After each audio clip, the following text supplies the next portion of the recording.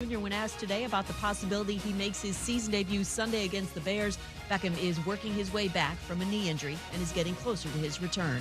In the opening game of Week 3, Texans rookie quarterback Davis Mills makes his first NFL start tonight against a Panthers defense that ranks first in the league in total yards, rushing yards, passing yards, sacks, and points per game. Mills, filling in for the injured Tyrod Taylor, could be in for a long night, notes ESPN's Jeff Darlington. Carolina is not exactly just coming with pressure from one side of the line. They're coming with it from everywhere. They've got players in all sorts of positions that have found ways to pressure the quarterback. This is what makes it especially troubling for the Texans going into this night. We should expect pressure early and often from all sides.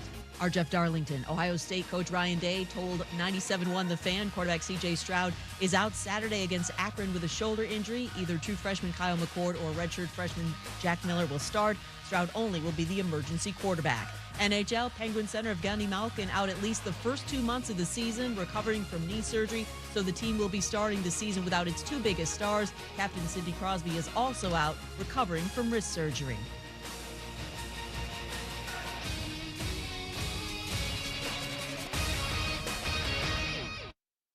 Broadcasting live from the ESPN 690 Anajar and Levine studios. This is Action Sports Jax on ESPN 690 with Brent Martineau and Austin Lane.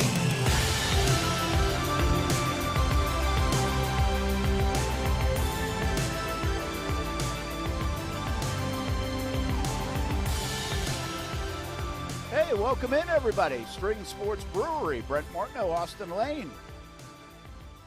If you caught me yapping a little bit right there, well, I was with Scott Adib, the owner of Strings Sports Brewery. If you haven't been out here, you got to come out. As I mentioned, and by the way, there's more reason to come out here soon because starting next week, we will move Jaguars All Access from out of the stadium to here at Strings Sports Brewery, which is where it was originally planned. And then through a variety of reasons, we moved it to the stadium. It'll be at the stadium tonight, 7 o'clock on Fox 30. And then we will be here at Strings the rest of the way. Next week's a Wednesday one because of the Thursday night game. So we'll keep you posted on all of that. Austin Lane, how you doing, man? Whoa, baby. Oh, what a day. I mean, you could live in Wisconsin in June and not beautiful. Get a day like this. Yeah, absolutely beautiful, man. I was afraid, like in this, I woke up pretty early this morning, and all right, it was chilly, feels good. And I thought those, 90-degree to 100-degree temperatures were going to come back out again, 100% humidity, and that's not the case for today. So it seems like fall is starting to be in the air a little bit, which is good. But also I want that humidity cranked up to the absolute nth degree because, with Arizona coming in, you want to get any advantage that you can. Yeah, we've earned this, by the way. I mean, it's been rain, it's been hot, it's been muggy, it's been everything, which it usually is. And I don't complain about the mugginess and the hot. I do complain about the rain from time to time. But we've earned a week like this. It's supposed to be, really nice. If you look at that 7-day forecast on First Alert weather each and every night on CBS 47 and Fox 30, it's like crystal clear, in low 80s and upper 60s at night. So really nice. In fact, right here, Scott just opened up the garage door, so we've got the outside and you can feel it. It's nice. That's a good thing here in Jacksonville. I got some questions for you today about how to defend Kyler Murray. I want you to be the defensive coordinator, Austin Lane. How to defend Kyler Murray. We got a football game tonight. This should be fun. We got to go over under. We got to pick the spread. We got to pick the winner. We'll do that. The 5 o'clock hour football at 5. Go on the area high school coach is going to call us about 5:30 today. They've been off to a good start. It's Ed White, the Commanders. I was out there last week, and they'll check in as we get ready for another high school football week here in Jacksonville, and looks like we'll have some good weather for it. We've got a Florida State report coming up, brought to you by Bono's and Willie Jewell's Old School Barbecue. And a lot to get to here on a Thursday. Good to be here. Good to have you. And let's go. How do you defend Kyler Murray? What kind of defense are you going to run? Do you change everything up, Austin Lane? Do you put all different players out there for speed purposes? You get the big guys off the field. Do you rush him? Remember the old Aaron Rodgers way where you didn't really go after Aaron Rodgers because they didn't want him to break free? Mm-hmm. Is that the same type of thing with Kyler Murray? How are you defending Kyler Murray in this offense? Because I know it's more than Kyler, but how do you at least defend that part of it where he doesn't run around back there for 8-9 seconds and burn you with wide open receivers because nobody can cover for that long? I'd pray. That's what I would do. I'd pray. Yeah, I would try to talk to a higher power and say, hey, help us get us through this game. No, I mean, if we're being honest here, you can't change up your defense, and you can't rotate guys that normally aren't getting rotated in. Like, you have to go to battle with what you have. And, that's going to be some big bodies up front, because keep in mind, if if it's 2nd and 7 or so, and it could be a run pass situation, you have just, they call it the NASCAR package or the speed package or the lightning package out there. Obviously, that's going to make you very vulnerable in the run game. And, quarterbacks these days, they can always check and audible to that. So if you're asking me, how do I stop Kyler Murray, I would approach it the same way that we were, taught to stop Aaron Rodgers. The same way when Philadelphia came to Jacksonville, how we tried to stop Michael Vick, even though we really didn't. We just tried to contain him. And that's that you have to take away some of your stunts and your twists and things like that. Because anytime you run, and there's different terminology, there's different game, like a text or an exit where the tackle and the defensive end are working together. When you do that, there's going to be a couple seconds, even maybe a split second. That's going to open it up for a quarterback to step up when. Now, usually when you run games, you run the games more towards guys like Tom Brady. You run the game towards more of guys maybe like Zach Wilson, Jameis Winston, if you will. Guys that, you're not really worried about them taking off. Yeah, sure that they might, try to extend the play, but they're not going to beat you for 20 yards a pop. So that's when you run the run games and the stunts and things like that. When you have a mobile guy or a guy that likes to extend a play like an Aaron Rodgers, like a Patrick Mahomes, it's a little more vanilla. It's a little more vanilla in terms of, instead of running stunts, now you're just going mano-y-mano, and you're not setting anything up. And I expect that's what Joe Cullen's probably going to bring to this table. Now, yeah, you might see a stunt every once in a while, but when you run the game of stunts, that leaves mistakes open and it leaves holes open. And the last thing you want to do is present Kyler Murray with holes. Now, when we played Aaron Rodgers, we had a good idea of where he wanted to step up and where he didn't like to step up. Now, make no mistake about it. It's still Aaron Rodgers. Regardless of where he steps up, he's going to be successful. But there was, footage out there that kind of tipped him like, hey, when he steps up maybe to more his upper right, so he'd be like, either the B gap or the C gap on the strong side, he's not as comfortable. He tends to, take sacks there, or he throws the ball away there. He's not as comfortable as the other side. So that's kind of what we keyed in on a little bit. As far as Kyler Murray is concerned, it's different than Aaron Rodgers, because Kyler Murray, in terms of his agility and his footwork, it's almost like a wide receiver out there. It's almost like a slot receiver out there. So you can't really get by with doing that either. So if I'm Joe Cullen, I'm just saying, guys, we got to rush our normal rushes, no games, no twists. Blitzes might be limited, but we have to win our one-on-one battles, and we have to be on the same page. Okay, so you brought up a lot there, and I like that. And I feel like I'm in a meeting room with you right now. And I raise my hand, I say, Coach, is this more like Michael Vick than anybody else we've ever defended? I mean, you brought the name up. I mean, Is this – I mean, who's the comp? He's a little different. Like Lamar Jackson, is there a comp to Lamar Jackson? It doesn't feel like it. Mm-hmm. He's so fast, and he's so elusive. Kyler Murray is that. I mean, Michael Vick was that, though, right? I mean – does he feel Vic? Because the thing about Vic, and Lamar has this too, by the way, is that their arm strength was terrific, right? Mm-hmm. Vic's arm strength. I mean, he could just flick it. Mm-hmm. And Kyler feels a little bit more like that to me, that just kind of flicks it and it goes. And Lamar's got it too, but I feel like maybe it's just because I feel like it's not as accurate. Mm-hmm. And I don't even know if I'm correct there, but is it more – I mean, is it comparable to Lamar Jackson right now? Is how you defend Lamar Jackson? No, because it's a different offense, right? Yeah. I wouldn't compare it to Lamar Jackson, because I think still, if the game's on the line, 9 times out of 10, Lamar Jackson's going to run first and pass second. The old Kyler Murray, and I alluded to this yesterday a little bit, his first year especially, it was his goal to run with the football. Like that was what he was looking for first. If the pocket collapsed, if he felt pressure, if the internal clock was going off a little soon, he's taking off.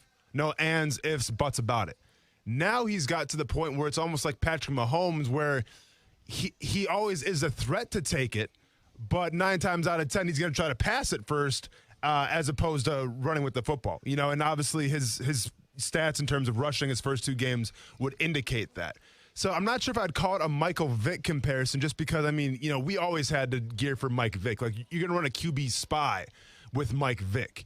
I'm not sure if you're doing the QB spy, at least right off the get-go, with Kyler Murray, just because right now, the way it's set up, you're worried more about his arm and his ability to extend the play as opposed to him running with the football. Yeah. So what do you think they'll do? I think kind of what I said. I think that's what Joe Cullen's going to do, because I was in those meeting rooms when we played the Green Bay Packers and we had to go against Aaron Rodgers. I was there when you had to take on Michael Vick. Granted, it's a completely different defense. I think you're going to see still more blitzing than what we did when we played against those guys. But I think it's going to be a pretty vanilla game plan in terms of the front four of how they rush this quarterback. Yeah, I would do it that way, too. I think it does bring up the Green Bay, although I just feel like this guy's way different than Aaron Rodgers, too. But I feel like that I understood that plan. And I do think what people have done against Patrick Mahomes a little bit, too, with that mental clock, and kind of like just let him sit back there, and then maybe he'll be like, all right, I'm just going to throw it. Mm-hmm. It's because, like, I feel like I should have thrown it by now. Mm-hmm. And I think that is a thing. And there's something to be said, like Lamar and Kyler, it's almost like they want to play chase, right? It's almost like they want you to come after them. They want to make the highlight reel play. And it's like, can you frustrate them by making them not make the highlight reel play? And you know what else? I think their teams feed off that highlight reel play. So if you can keep that away and just play football, now listen, you might still not be good enough to slow them down, but can you avoid the highlight reel play? Like, I think that's almost like a thing. If I was going in as a defensive coordinator, can I avoid that? It's been a thing with Jacksonville and like Derrick Henry, right? Mm-hmm. Can we avoid the highlight reel play, the embarrassing play? And I'm not saying everybody's been embarrassed by Kyler Murray, because I think he's just that good of an athlete, and he's grown at the quarterback spot, and he kind of knows what he's doing way more than he did maybe even 2 years ago and last year. But I think if you're a defense and you can kind of avoid that, and even if you give up some chunk plays and you give up some plays, then maybe, hey, we didn't give up that play, that one they're going to show all over the place. Well, that means they didn't get extra energy. We didn't get deflated. I think there's something to that, Austin. Like, I would really try to avoid giving up that kind of play, whatever that even looks like. Well, no, I mean, you have to avoid that. And, if I'm Joe Cullen, and I'm taking a look at the Cardinals right now, and I see guys like DeAndre Hopkins. I see guys like A.J. Green. I see guys like Rondale Moore. And let's be honest with ourselves. Let's have an honest conversation right now.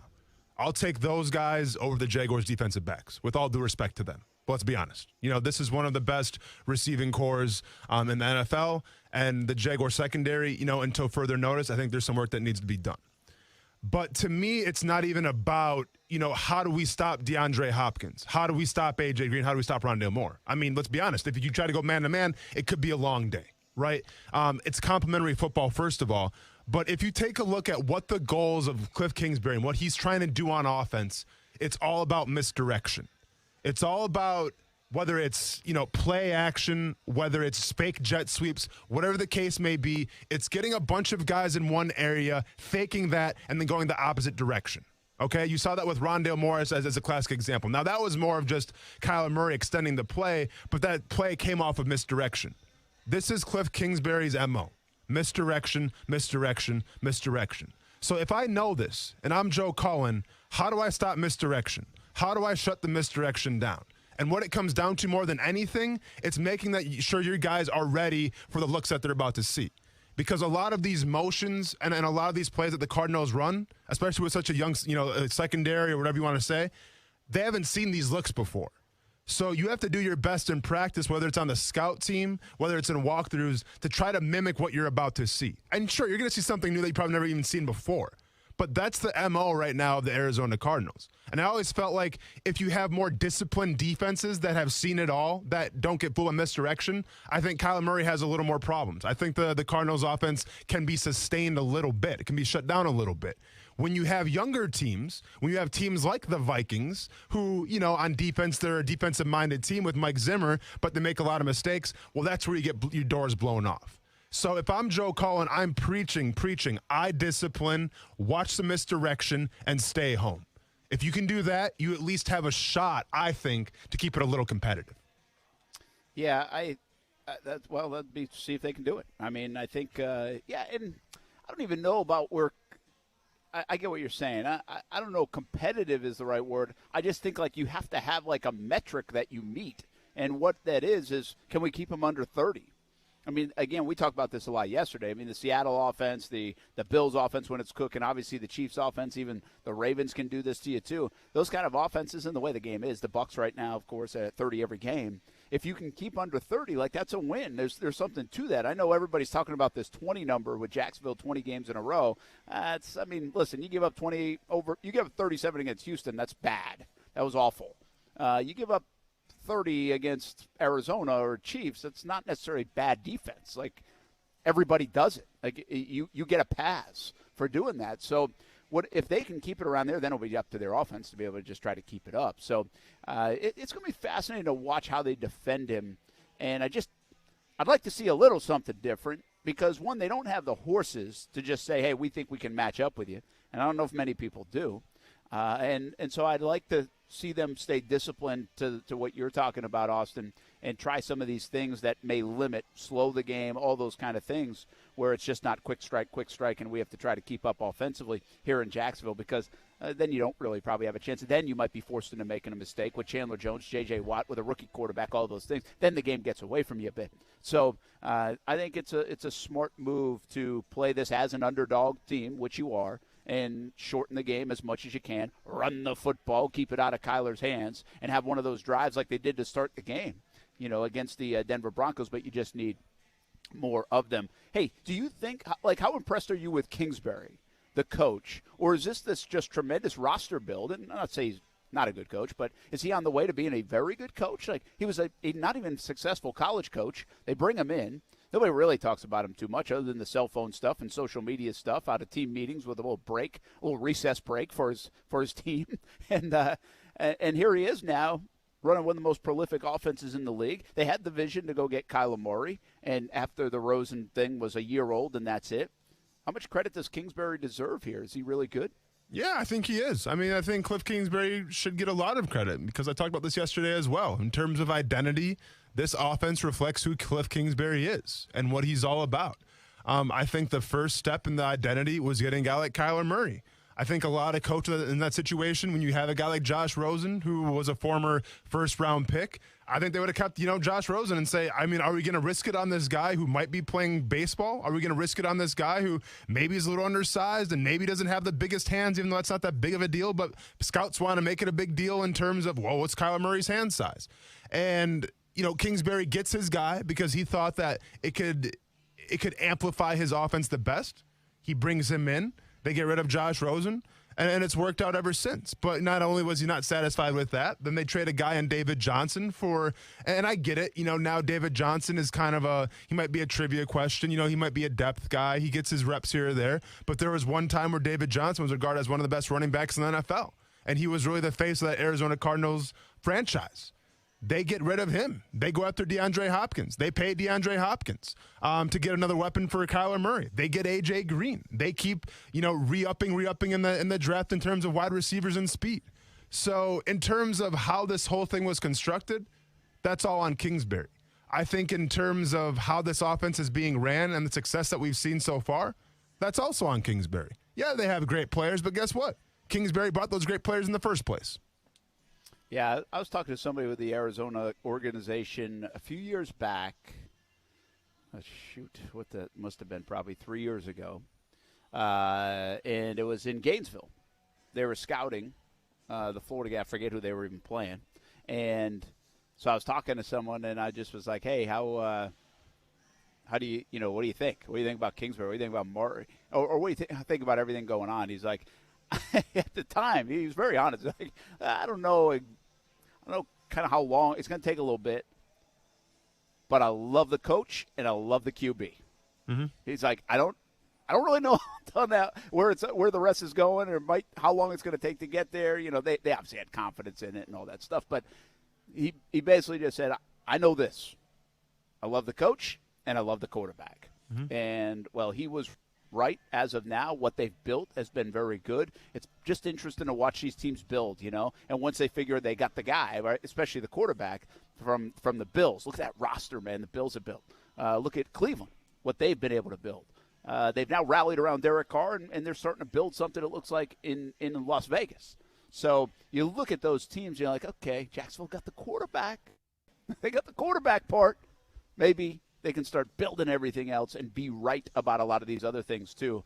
And Arizona's done a nice job. Complimentary mix of some really cool guys that we liked coming out of college.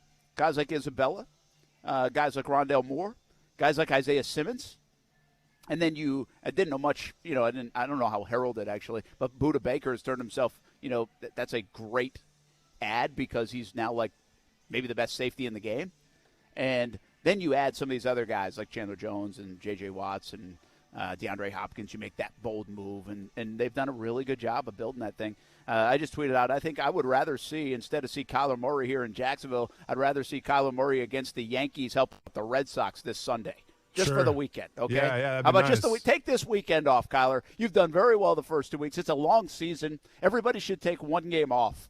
This one is it. Go help beat the Yankees and let whoever the heck the backup quarterback is in Arizona play against the Jags. Man, if only it was that easy.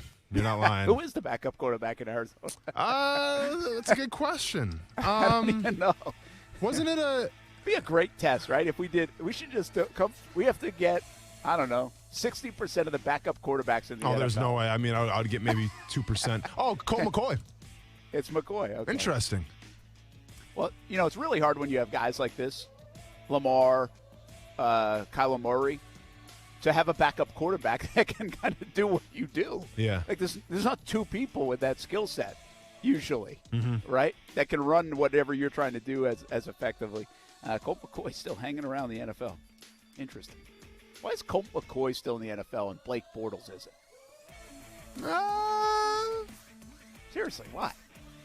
I mean, I thought Blake Bortles got an AFC championship on his resume. What the hell does Colt McCoy have? But I mean, the Jacksonville Jaguars got an AFC championship. All right. Yeah. It's Colt McCoy, man. I mean, has he even played in the NFL? Oh, wow. He played for the Browns, right? I mean, I think he was in Washington for a little bit, had some success. Hey, when we come back, we compare Colt McCoy's stats to Blake Bortles' stats, and we see if Brett Martineau's right and saying why is Colt McCoy still in the league and Blake Bortles isn't. All right, let's do that. We're live at String Sports Brewery. The Cardinals are coming to town. Should be entertaining. It's one of those games where it's like, I know the Jags are like whatever right now, but also it's kind of entertaining to watch the other team sometimes. They're an entertaining team to watch, and you don't say that about Arizona over the years. I want like a ticket to go get. Kind of cool maybe to watch this guy in action and this team in action right now. Hopefully it's even cooler to watch the Jags maybe upset them on Sunday as touchdown underdogs. Don't laugh in there, Casey. I see you. We'll be back. Action Sports Jax on ESPN 690 live from String Sports Brewery in Springfield. Come on out, be here until 6 o'clock.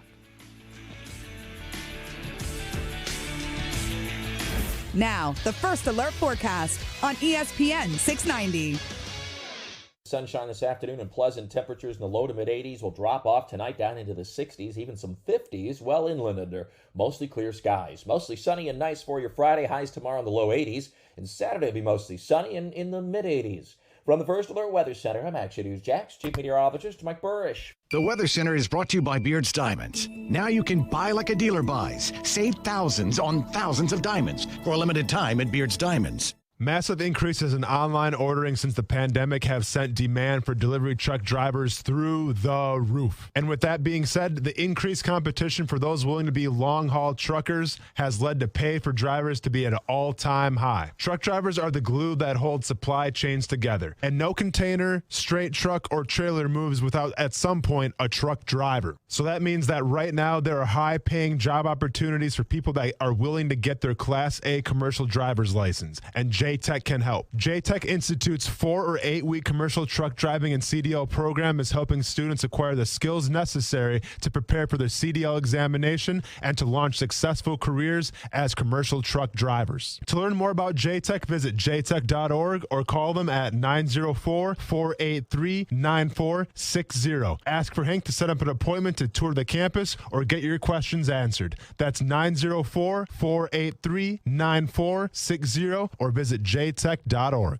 The Center for Health and Sports Medicine delivers an individualized 360-degree approach to your health, providing a whole-person approach to primary care and sports medicine. With primary care and sports medicine physicians, mental health counselors, the Sports Performance Lab, and 24/7 on-site state-of-the-art wellness center, all under one roof, they'll work to maximize your health by creating a foundational focus on physical, mental, spiritual, and emotional well-being. The MD VIP program provides even more benefits like appointment guarantees and after-hour care. Learn more at jacksfamilysportsmed.com. I love football and I love chicken wings. Hey, everybody, this is Brent Mortno. We are a lot alike, right? You love football and you love wings. Let's win the week with Extreme Wings Sports Grill. 4 locations in Jacksonville, Atlantic Boulevard, Ocean Way, 210 in St. Johns County, and the new location on Roosevelt Boulevard near NAS Jax, serving up the freshest, never frozen, world-famous extreme hot wings to Jacksonville since 1999. We like football. We like wings. We love a good deal. To celebrate the grand opening of the Extreme Wings Roosevelt location,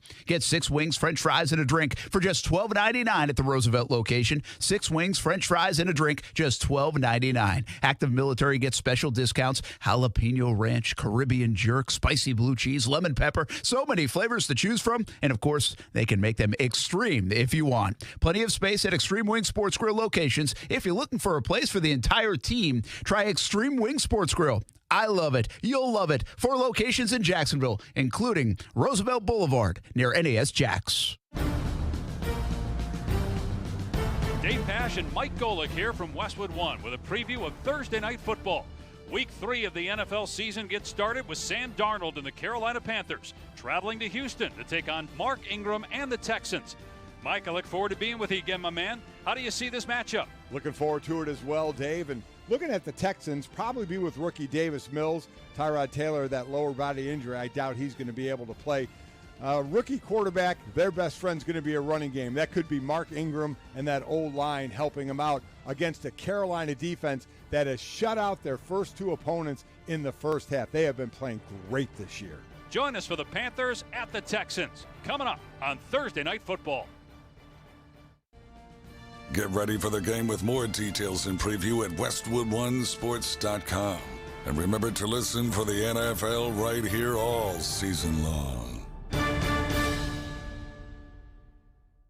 For the ones going above and beyond.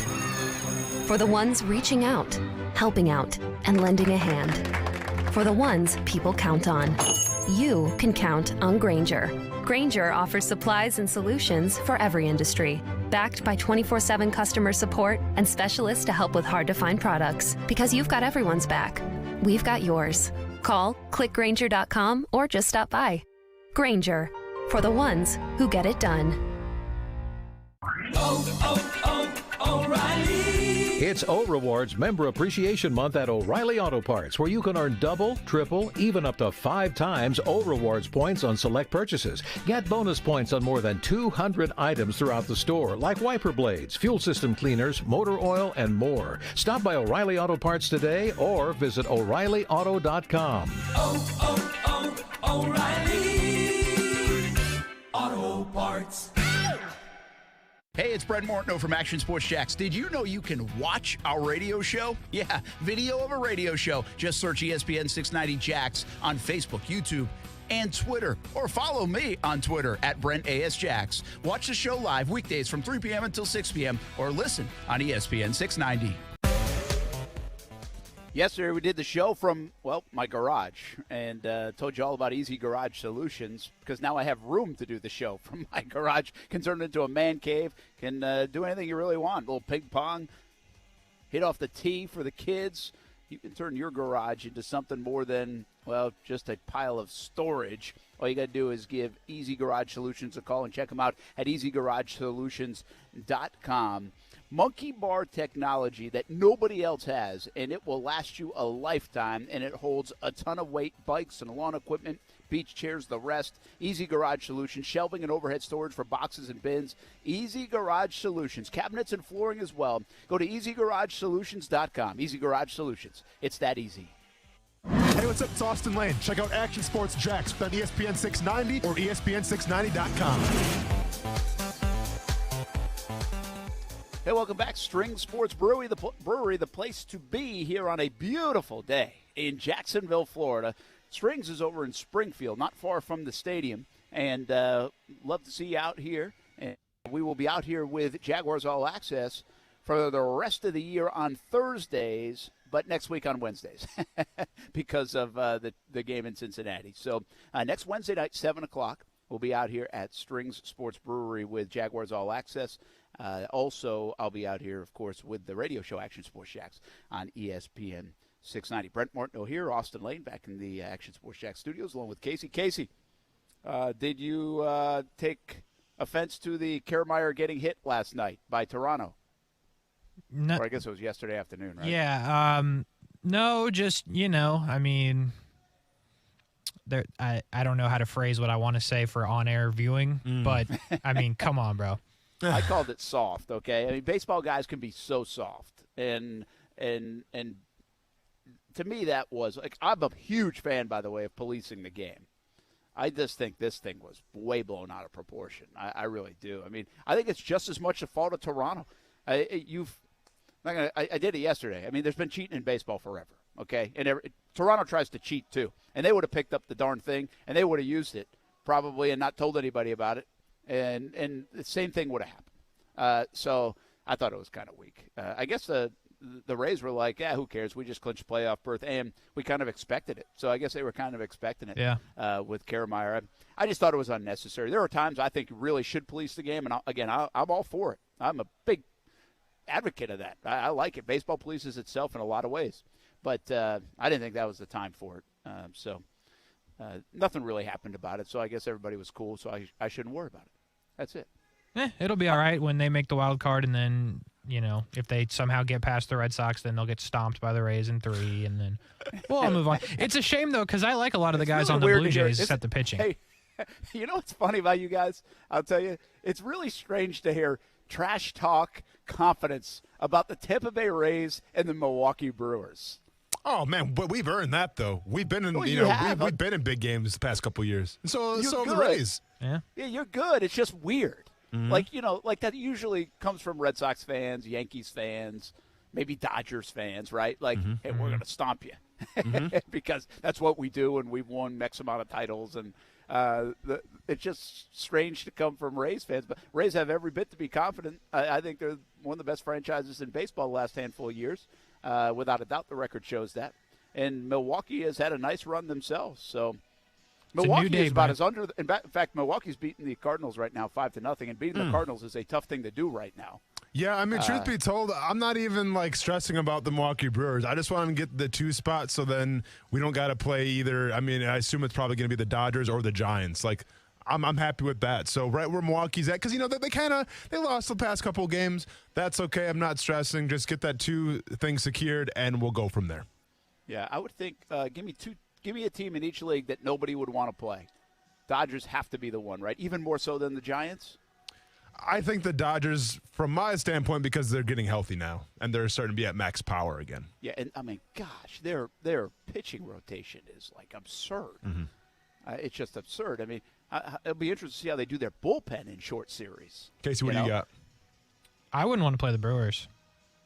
Oh, no, really? Yeah, for sure. I mean, nobody's going to say that. Yeah. I mean, their pitching staff is just as good as the Dodgers. Yeah, they're the best pitching staff in Major League Baseball. And in the American League, I wouldn't want to play the Rays. I'm just going to I'd rather play the White Sox. I'd rather play any of the other AL East teams. Except in a one-game situation, I would not want to play the Yankees because of Garrett Cole. That's fair. Like in a wild card game, for sure. Yeah. You guys are out of your minds. Nobody would say they don't want to play the Rays and don't want to play the Brewers. Do you want to play the team with the best pitching staff in Major League Baseball? Yes, if it means I don't have to play the Dodgers, yes. Do you want to play the team that's got possibly 2 Cy Young candidates on the same team in the rotation? It doesn't matter. I'm not afraid of them. They haven't been there enough. They don't know what that is. I'll take my chances. There's a lot of intangibles there that I'll take my chances with. I don't have to worry about the fans in Tampa. If I go play them, they've been very good. I don't have to worry about them. So, yeah, I actually would probably say the AL is trickier here. I think it's a no-brainer Dodgers, and I think the AL is a little trickier, and I'd probably lean toward a team like Houston because they've been there so much, and they know how to win at this time of year. I think the White Sox might have that team that you're like, hey, kind of like what you're saying about the Brewers. I'm not afraid of the White Sox. Like, what do they know about this time of year? You know? So, yeah, I disagree with you guys on that. I think everybody would sign up to play the Brewers before they want to play the Dodgers. Interesting. That is interesting. Yeah. Maybe I'll put that out there. Put that out there. Yeah, put it out there. Go put it out there and see what happens. Well, by the way, the casual fan, you really got to know. Casual fan, with all due respect, guys, isn't paying attention to the Rays and the Brewers much anyway, and even like the White Sox. But, that diehard fan maybe there are some that would say the same. You look inside the numbers, you're like, hey, there's some more leaks than you think on the Dodgers, even though they've got all this star power.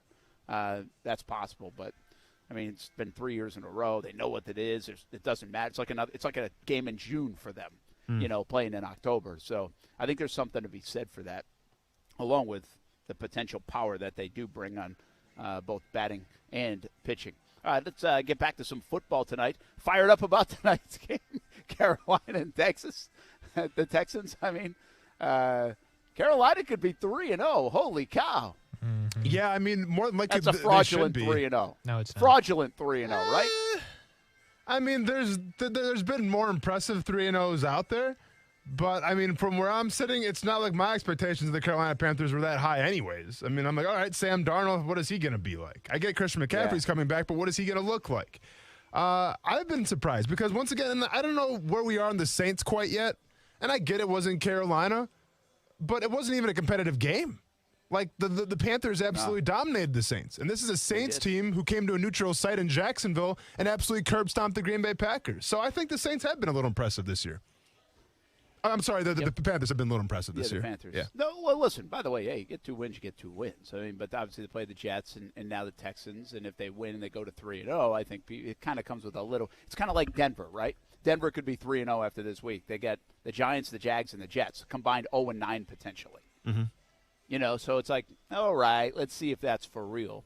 I think there could be a couple of teams. Those would be my picks right there, Denver and Carolina. They're like, okay, do we really know if they're good? Mm-hmm. But they're off to a good start. Now, the flip side of that is a team like Minnesota. Are they better than 0-2? And it feels like they're better than 0-2, but they better get cooking. Indianapolis, tough couple of games, really, to start. Haven't played well, though. Are they better than 0-2? Could be. They could really find themselves and be better. So you got both sides of the spectrum now. Some of the early schedules have been interesting, daunting for some, kind of layup line like for others.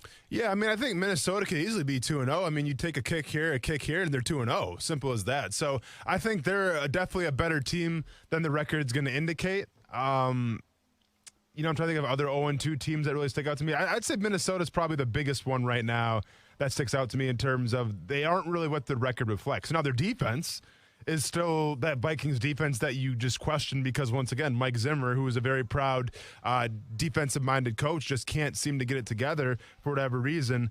With the Colts, that's more, I think, of the injury excuses. They will probably be better than what you see right now, pending that, Carson Wentz can come back, pending that T.Y. Hilton can come back, and all the other guys as well. Yeah, it's we did this, I think it was last week. What do we know about, like, the NFL right now? And I just don't know if we know Carolina's good. And I think they're off to a heck of a start. You got to take care of business, by the way. You could easily lose those games and trying to flip it around. And Matt Rule with this thing and Joe Brady and bringing Sam Darnold in, all of it's seemingly working. Christian McCaffrey back, all that's good. Like you say about their defense, that Derek Brown was mad. I like Derek Brown when he was coming out. That seems like it's paying off quietly for the Carolina Panthers. So, we'll see. We'll see how good they are. I mean, to me, it's like the Raiders. Are the Raiders good? We're not sure yet. But if you go with it, 2 good wins. Yeah, but it's 2 games. Yeah. I'm just saying, way more impressive wins than the teams we were just bringing up. Carolina. You don't think the Saints was impressive? The Saints win for the Panthers? Yeah, well, it was. It was good. Yeah, it was impressive. So to me, I feel like the Raiders 2-0 against Baltimore and Pittsburgh. Yeah. On the road at Pittsburgh is far more impressive. Yeah. See, I think that if you're Las Vegas and you travel to Pittsburgh and you win that game, then you definitely deserve some respect. Now, are you a playoff contender? I have no idea, but you definitely have earned my respect, and you're definitely a team to watch. And I feel the same way about the Carolina Panthers. Because, and granted, you were at home, but still, I mean, you're talking about a Saints team like I just mentioned. Like they embarrassed the Green Bay Packers. And any team that can hold Alvin Kamara to, what was it, 9 yards rushing? 7. Yeah. Gave him way too much credit. Yeah. Can hold him to 7 yards rushing. I don't even have to watch the game, but you've earned my respect. All right? Your defense has earned my respect, and Sam Darnold's numbers have earned my respect. Yeah. And I think that's probably the thing that jumps out at me, Austin. We've seen enough Derek Carr that we can buy into Derek Carr. Have we seen enough Sam Darnold to buy into Sam Darnold? And by the way, I would like to say, like, Casey is – I mean, shoot, Casey's got freaking Sam Darnold won the MVP, I think. So he is, like, way out there with it. But I also thought Sam Darnold would be pretty good here. Like, I wasn't that down on Sam Darnold. I thought this fresh start would be good. He was in such a bad situation in New York. Everything went awry.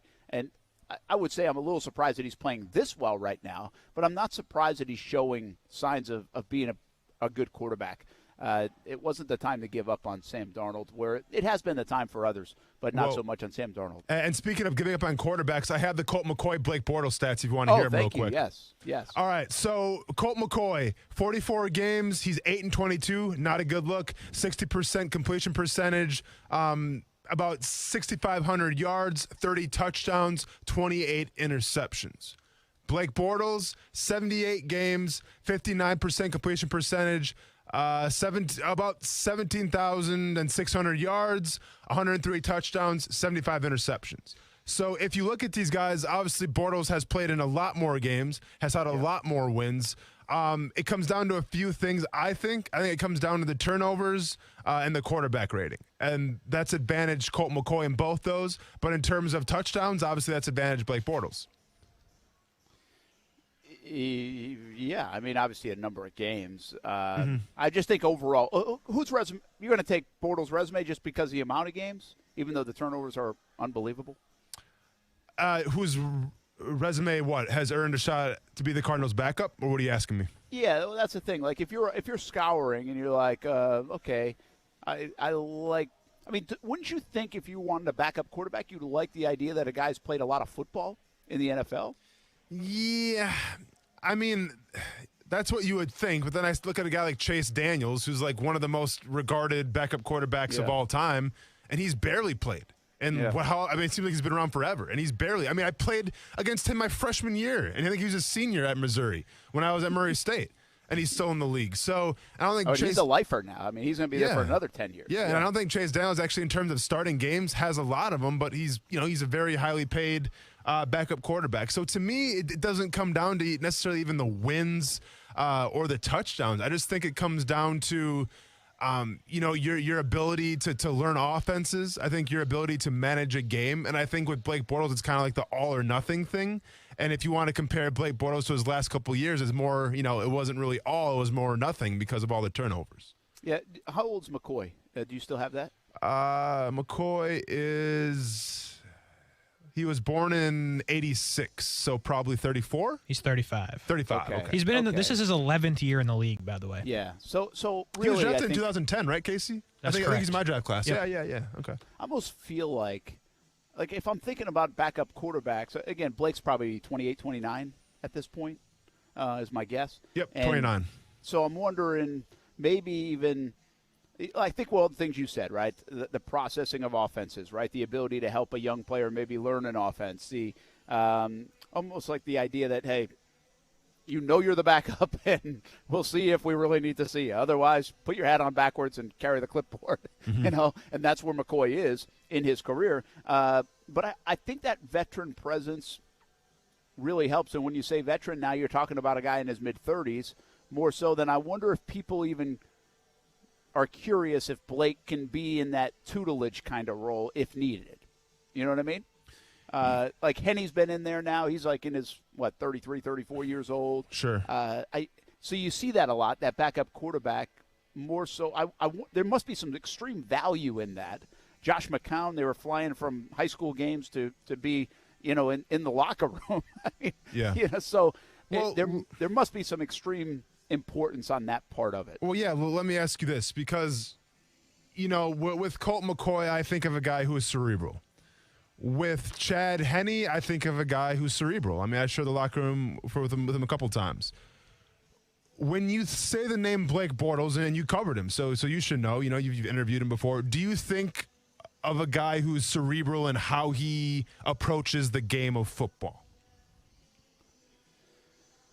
No. Yeah. Yeah. I think that's something to do with it. I no, agree. that doesn't make you a bad quarterback. Like, I don't think Brett Favre was necessarily the most cerebral guy, and he was one of the best quarterbacks of all time. He's a gunslinger. But I think, having, whether you call it IQ, whether you call it the acumen, but you have to have that factor, I feel like, to be a successful backup quarterback. Well, and what I don't know is now that Blake's been gone for a few years, does he have more of that, right? I mean, he's been around the game. I mean, he went with McVay for a year, and he's bounced around. I mean, does he have more of that than he ever did? He was very green coming in as a rookie, and he admitted that. And even as a younger player here in Jacksonville, and he was still learning the position 3-4 years in, quite frankly.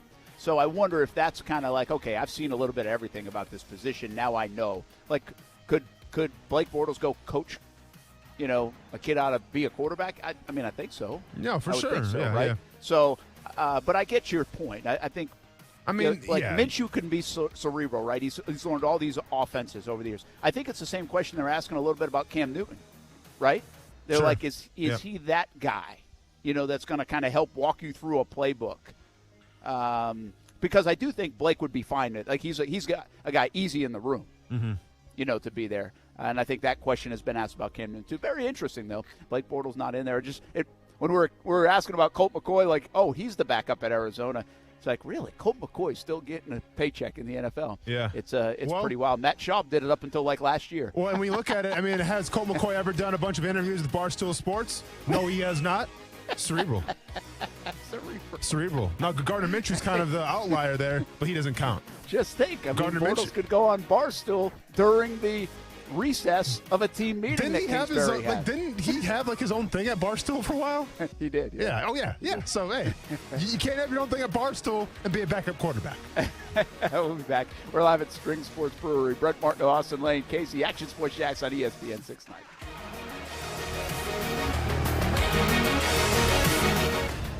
Mike Greenberg is Greeny. Did anyone watch football last year and think, I think there's just too much taunting going on? These guys seem to be too excited when they make big plays, and every now and again, it seems to be in the face of their opponent. This does not have any impact on the competition of the game until you choose to make it so. And what I'm suggesting is don't choose that. Don't choose that. Greeny with Mike Greenberg, weekday mornings at 10 Eastern on ESPN Radio, and watch exclusively on ESPN Plus. Want to look like $1 million but only spend a handful of bucks? Upgrade to Dollar Shave Club with the Ultimate Shave Starter Set for only $5. Get a 6-blade razor, prep scrub, shave butter, and post-shave dew for a noticeably smooth shave. Plus free shipping. Razors can be expensive, so don't spend all that money for a mediocre shave. Dollar Shave Club. It's what dreams are shaved of. After the starter set, razors ship at a regular price. Go to dollarshaveclub.com/gojo. That's dollarshaveclub.com/gojo. Welcome to the club. 5G is here, but the big carriers want you to sign a pricey long-term contract to get in on the action. Well, no more, because Straight Talk Wireless has rolled out 5G coverage nationwide, with plans starting at just $35 a month with no contract. And get a Samsung Galaxy A32 5G for only $299, all on America's best networks. 5G coverage, 5G phones, less money. Straight Talk Wireless, no contract, no compromise. 5G capable device required, actual availability, coverage, and speed may vary. Are you an experienced diesel technician that's in fear of losing your job due to the recent vaccine mandates? Bobcat of Jacksonville is a family-owned, mandate-free employer offering great pay and benefits. Apply today at bobcatjax.com. The American Freedom Tour is coming to Jacksonville. I'm Dean Black, chairman of the Republican Party of Duval County, and it's time for Republicans to get motivated and defend freedom. 2 historic days, Friday and Saturday, October 8th and 9th. Come see Donald Trump Jr., Kayleigh McEnany, Dan Bongino, Dinesh D'Souza, and many, many more. Get your tickets now at DuvalGOP.com. I will see you there. Ever get a feeling in your gut right before you sign an agreement with a home contractor? Like, will they even show up? Will they do what they promised? Are there going to be any hidden surprises? Hi, it's Matt Ray. I get those feelings also when it comes to signing an agreement with anybody that's got to do some work on the house. That's except my friends over at Wakeoffs. I've been telling you about Wakeoffs for years now. And over the last 20 years, Rick Wakeoff has built Wakeoff's Heating and Air Conditioning into Jacksonville's premier heating and air conditioning company. That's because Wakeoffs will not compromise. Rick knows his name's on the business. That's why he's got his team working late nights and weekends and demands perfection and is proud to be the most clean, smart, professional AC company out there. They focus on getting the things that matter most right, especially a great customer experience, always pleasant and professional. But don't take my word for it. Read the 1,800 great Google reviews they've got. Then call Rick and his team today, 880-5525, or visit wakeoffsac.com. For the ones who know safety isn't a catchphrase, it's a culture. And the ones who help make sure everyone makes it home safe. For the safety-minded who watch everyone's backs, Grainger offers supplies and solutions for every industry, as well as safety assessments and training to keep your facilities safe and your people safer. Call, click Grainger.com, or just stop by. Grainger, for the ones who get it done.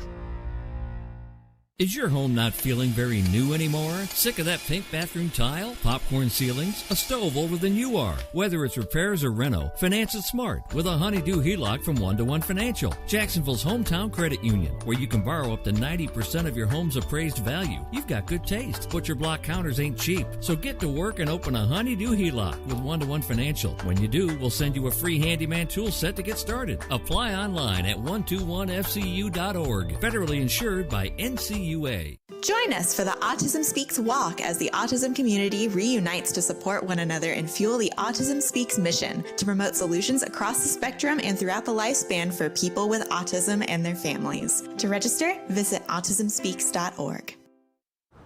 Did you know that United Healthcare helps connect you to doctors and therapists with 24/7 access to virtual care? So I could have therapy from my couch? Yep. Or a doctor appointment from my car? If you wanted to. Wait, you're right. I don't even like when people see me sing in the car. Couch appointment it is. Virtual visits are just one of the ways United Healthcare helps connect you to better health. Learn more at uhc.com. Plan benefits may vary. Whether on your radio, on your phone, or your smart speaker. Now playing ESPN Radio. He's seen guys that's not even going to make the team. He's going to throw for 4,000 yards in a game. Wake up with Keyshawn, J. Will, and Max. Weekday mornings starting at 6 Eastern on ESPN Radio and on ESPN2.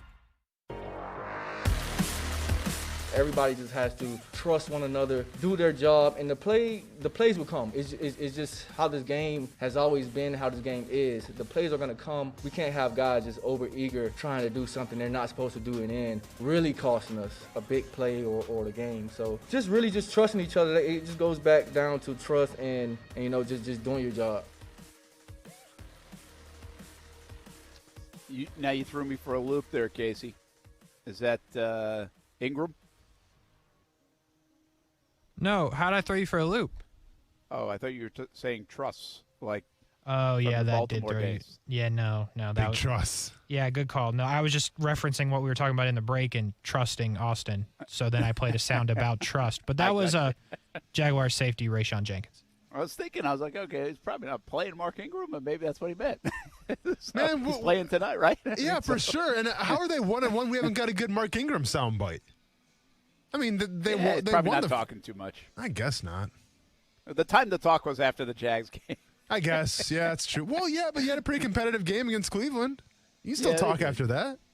They did. Yeah. Hey, by the way, I want to remind folks, join us Sunday. We started a new show, and every home game will be down at the Duval House right on the foot of the Hart Bridge, 9 a.m. until 11 a.m. So come on down, say hello.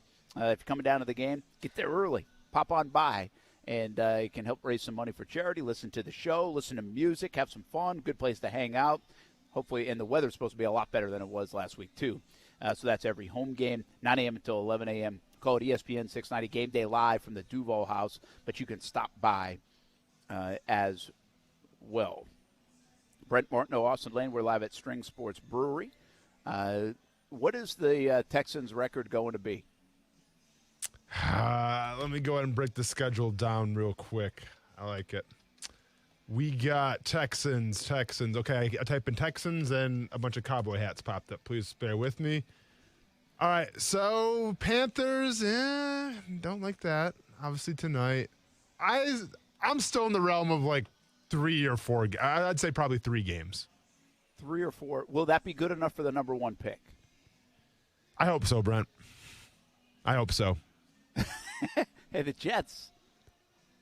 Well, don't look very good. Yeah, there's the Jets. Yep. Hopefully, it's the Jets or the Texans. Or the Lions. Yeah, but I feel like Dan Campbell is going to do something crazy where he's going to get some wins. Like he might come out of retirement and win a game. Like I don't know what he's going to like. I just don't trust him. I trust him like in a good way, but I don't trust him because this guy's going to coach his team to a couple wins. Are we forgetting any other teams that might be up there in the draft order? I don't think any. Right now, I would believe people would say it's the Jags, the Jets, the Texans, and the Lions. Oh, yeah, the Giants, though, with Daniel Jones. Up there. Nobody's Falcons? saying that. What about the Falcons? Falcons have probably been the biggest disappointment. I mean, the Jaguars, too, but the Falcons have been disappointing. That might be a battle at number 1 pick because they play this week. Giants, Falcons. It's hard to believe that, though, don't you think, compared to those other teams? Like, they just seem more well-equipped and more well-built than some of these other teams. So, here's what's crazy, guys. I still think you can win 3 or 4 games and get the number 1 pick. 1-15 does not happen every year, right? Oh, now 1-16. 1-16, by the way, has never happened.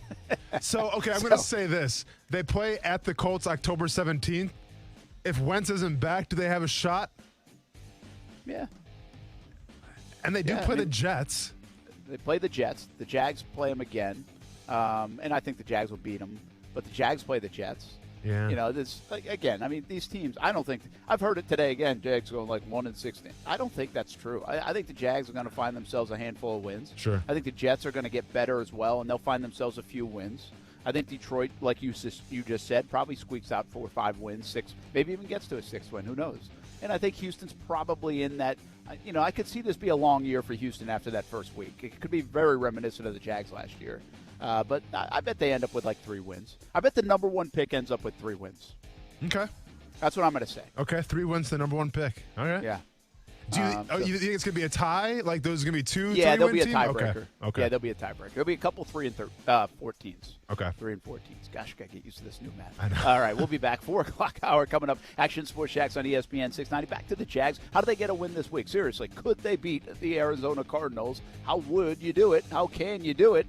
We talk about it live from String Sports Brewery on ESPN 690.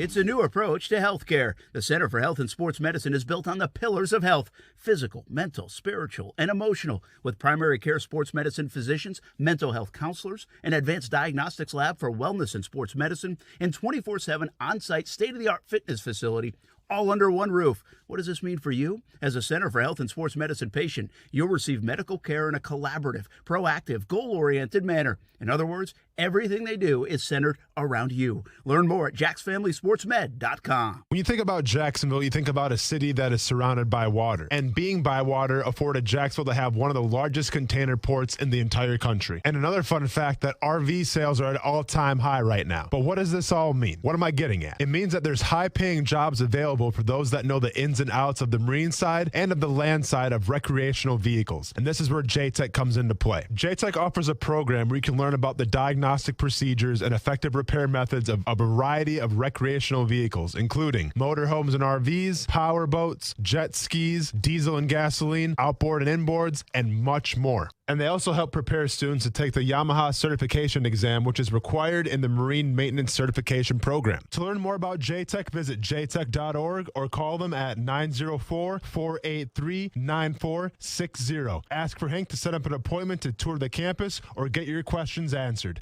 That's 904-483-9460 or visit jtech.org.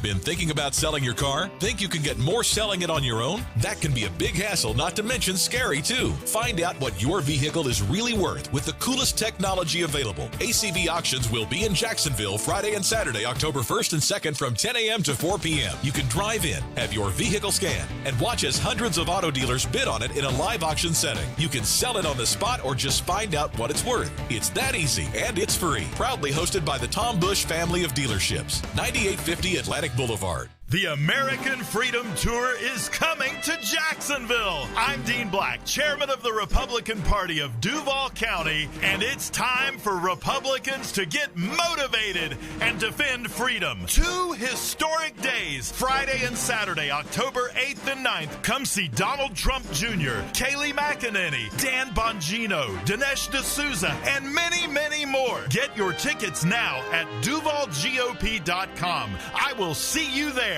Progressive's Home and Auto Bundle Extrava Festa Save-a-thon, the annual year-long event for saving big on home and auto insurance. These savings are available up until and straight through Labor Day, Halloween, Grover Cleveland's birthday, Taco Tuesday, the anniversary of the moon landing, White Chocolate Day. The sale literally never ends. You can come on Jupiter's Ascension, National Pisces Day, but not Leap Day. Just kidding. We're doing Leap Day because every day is perfect for saving money with a home and auto bundle only at Progressive. But for real, we're not doing White Chocolate Day because white chocolate is gross. Progressive Casualty Insurance Company and affiliates. Discounts not available in all states or situations. My grand opening is tomorrow. Can I get custom posters printed today? It's possible with Staples Connect. I need to promote my new curbside pickup service. Also possible. Staples Connect can help your business grow with custom printed sales and marketing materials. Now get 20% off signs, banners, or posters when you spend $75 or more. Explore what's new at your local Staples. Staples Connect, the working and learning store. Ends 10/2. Exclusions apply. Visit staples.com/signage for details. For the ones going above and beyond. For the ones reaching out, helping out, and lending a hand. For the ones people count on. You can count on Grainger. Grainger offers supplies and solutions for every industry. Backed by 24/7 customer support and specialists to help with hard-to-find products. Because you've got everyone's back. We've got yours. Call, click Grainger.com, or just stop by. Grainger. For the ones who get it done. What's your ultimate game day experience? A tricked out man cave? Deluxe tailgate? Then enter the 5-Hour Energy Football Sweepstakes for a chance to win $10,000 and make your ultimate game day experience a reality. To enter, buy any 5-Hour Energy product and upload the receipt. It's that easy. The 5-Hour Energy Football Sweepstakes. Enter today. No purchase necessary. Must be 18 and a legal resident of the U.S. Ends December 10th, 2021. For official rules and how to enter without purchase, visit 5hesport.com. Void where prohibited. Broadcasting live from the ESPN 690 Anajar and Levine studios. Anajar and Levine Accident Attorneys. Call 904-600-4000. That's 904-600-4000. ESPN 690. Jacksonville's home for ESPN Radio. WOKV Jacksonville. Listen live everywhere you go on ESPN690.com. ESPN 690, a Cox Media Group station. Broadcasting live from the ESPN 690 Anajar and Levine studios. This is Action Sports Jacks on ESPN 690 with Brent Martineau and Austin Lane. It's going to be a great challenge because you have a guy like that back there, so you have to account for him, and then you have to account for their receiving core across the board, which is just filled with talent and, in my opinion, and speed. So it'll be a great challenge, but I mean, this is what we're professionals, so I'm excited for the challenge. I'm always excited for a big challenge like this, a new challenge like this. This is my first time playing Kyler Murray and D-Hop on the same team, so it'll be interesting. Oh, that's interesting in terms of a soundbite, because I was going Tyson Campbell there, and then first time, the way he phrased that, playing both guys on the same team, that didn't sound like Shaq Griffin. Rashawn Jenkins? Rashawn Jenkins? Yes. Was it Rashawn Jenkins? Yes. I feel like he sounded different in the soundbite we played earlier. Yes. He sounded a lot younger in this soundbite. Excuses from Brent, but yes, for me. Yes, excuses. The clips are all of 10 minutes apart, so maybe he gained some age in between. Maybe he got some bass in his voice. Yeah. You're going backwards in time, I see. Benjamin Button style. Well, it is going to be a challenge for sure for the Jaguar secondary. Starting the show today, we asked Austin, be the defensive coordinator, And Austin says, hey, go vanilla. Go as vanilla as you can and make them work for everything, but don't give up the explosives. I don't know what the over-under. What was the mindset? Do you remember, like, your chart back when you played? How many explosives you could give up that would mean a winning formula? Oof. You don't remember that? Yeah. Kind of slept through that part? You just said go get the quarterback? I mean, like, it was – we did have a chart, but, it was more of just like, what do we got to – I mean, like, the explosives, like, all right, well, if we limit it to them before, I think it was like 5 or 6 explosives and we win the game. Like, yeah, there was like – that was the goal, but, it was more of like the bend, don't break mentality, I guess. Yeah. So, honestly, I can't remember what it was. I would say 6. Oh, you think even that many? Maybe. Well, because I don't know. because explosive plays, I guess, what is that, like over 15 yards? Correct. Like an explosive run, over 12 or something? Yeah. Does that sound right? I think it's that. Yeah, I think or it might be 15 or 20 for the pass. I think it was 15. So 15 yards for a pass and over 12 yards for a run. I think if we limited a team below 6, I think that was what we were looking for, or maybe 5. Hey, I'm watching a lot of coverage on the Panthers tonight because they're playing on Thursday Night Football. By the way, you can listen to that game with our Westwood One coverage tonight on ESPN 690. We haven't really talked about Jameis Winston too much, and we'll get back to the Jags here in a second, but just jogged my memory. Jameis Winston now, are we wondering after, hey, he had that great game, threw 448 yards, but had 5 touchdowns here in Jacksonville against Green Bay, and then nothing against the Panthers, right? Yeah. So are we kind of like, okay, is it still a mystery on Jameis Winston? I mean, coming off that first game where they beat the Packers, Sean Payton was in every headline. Mm-hmm. People want to put him in the Hall of Fame. Then they couldn't score pretty much against Carolina. Mm-hmm. So you talk about mystery teams. We're saying, okay, how good is Carolina if they go 3-0? How good could maybe Minnesota be, even though they're 0-2? Mystery team right now feels like all or nothing. All first week, nothing second week for the New Orleans Saints. No, for sure. And I think the Jameis Winston that you saw against Green Bay where he put up just the crazy numbers, whatever it was, under 200 yards with 5 touchdowns, and the Jameis Winston that you saw against Carolina where he's 11 for 22, 2 interceptions, 30.3 QBR.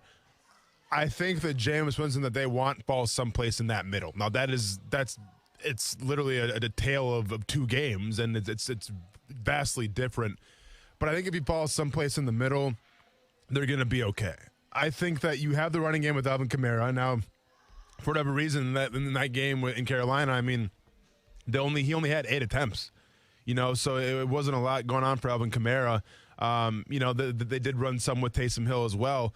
So I think when you have a running game that can have your back, you have a decent offensive line, and you have a defense who, for the most part, can have your back as well.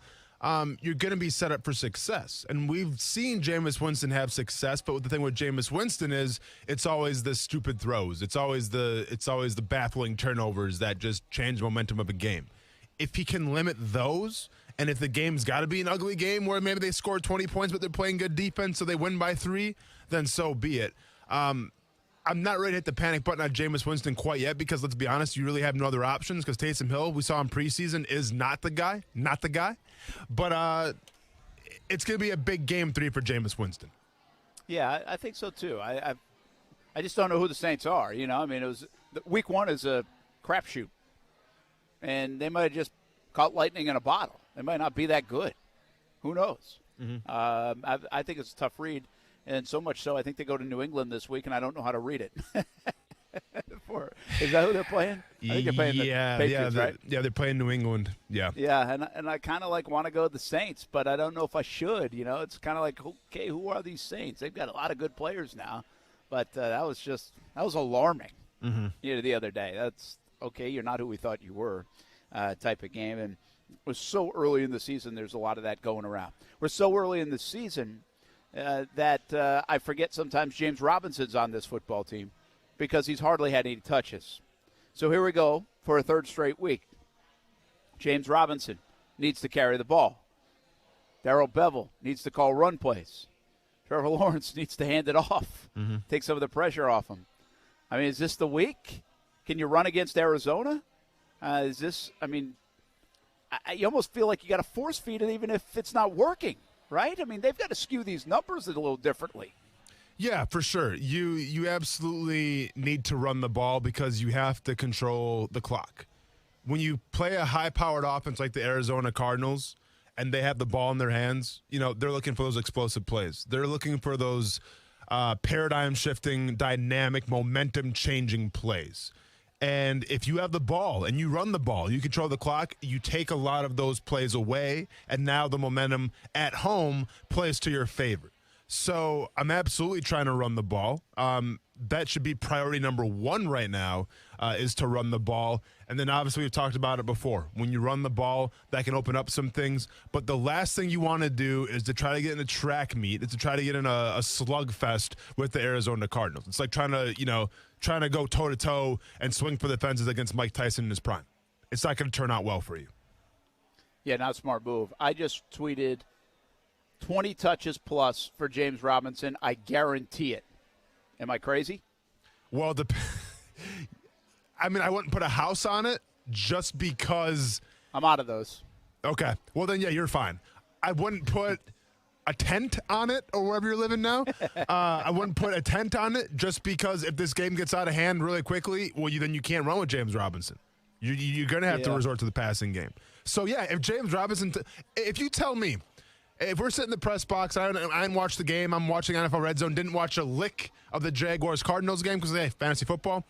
And I look up to you and I go, hey, Brent, I haven't watched any of this game. How many rushes did James Robinson have? And you tell me 20+. That means that the Jaguars probably either lost a very close game or they won. If he doesn't, that means either, they just got so cocky where it's like, you know what, Trevor Lawrence is the guy, forget James Robinson, or just the game script got out of hand because, Arizona had a couple explosive plays in the beginning and you had to play catch-up. So, yeah, if he has 20-plus touches, that's a good sign. I just don't know if it's going to happen with how many points Arizona could score on you. Yeah, and maybe the best way to phrase this, it might not be just James. It could be a combination of Hyde and Robinson, but – Austin, I think even if the score is getting a little bit out of hand, the Jags have to learn from that Houston game. They can't sit there and let Trevor Lawrence throw it 50 times to try to get them back into a game that they're probably well out of, if that's where the scoring and the script goes because of the scoreboard. Now, if it happens super early, I kind of get it, but you can't fall into that trap, one, because you're going to get your quarterback hurt if he keeps dropping back. And these guys can rush the passer, too. Chandler Jones is special. So, you can't be afraid to, but you also just can't leave him back there as a sitting duck because you're down by 20 in the third quarter. Mm-hmm. And so I think right now the Jags would benefit, and this is where this is a tough thing to do as a competitor. But I think let's just say they are down 20 in the third quarter, I think they have to run their stuff. They have to run who they want to be. And if that means you're still 4 minutes or 5 minutes for a drive rather than a minute and a half, you know what? I think I'm okay with that because you've got to start finding yourself. We can't be 3 games into the season. We can't come over here on a Monday, be talking about the Jags. Guess what? Jags are 0-3. James Robinson now has 22 touches in 3 games.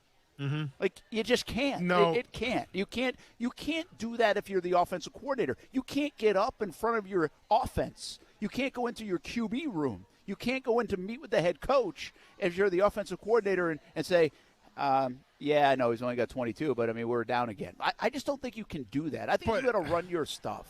No, see, but I disagree, though, because to me, if I'm Urban Meyer, and let's say you're down by 20 points, and let's say you're trying to give James Robinson his 20-plus touches, how are you supposed to face that locker room and say, well, hey, guys, sorry I didn't try to win us the game, but at least we're getting closer to identity now. At least we know what we do.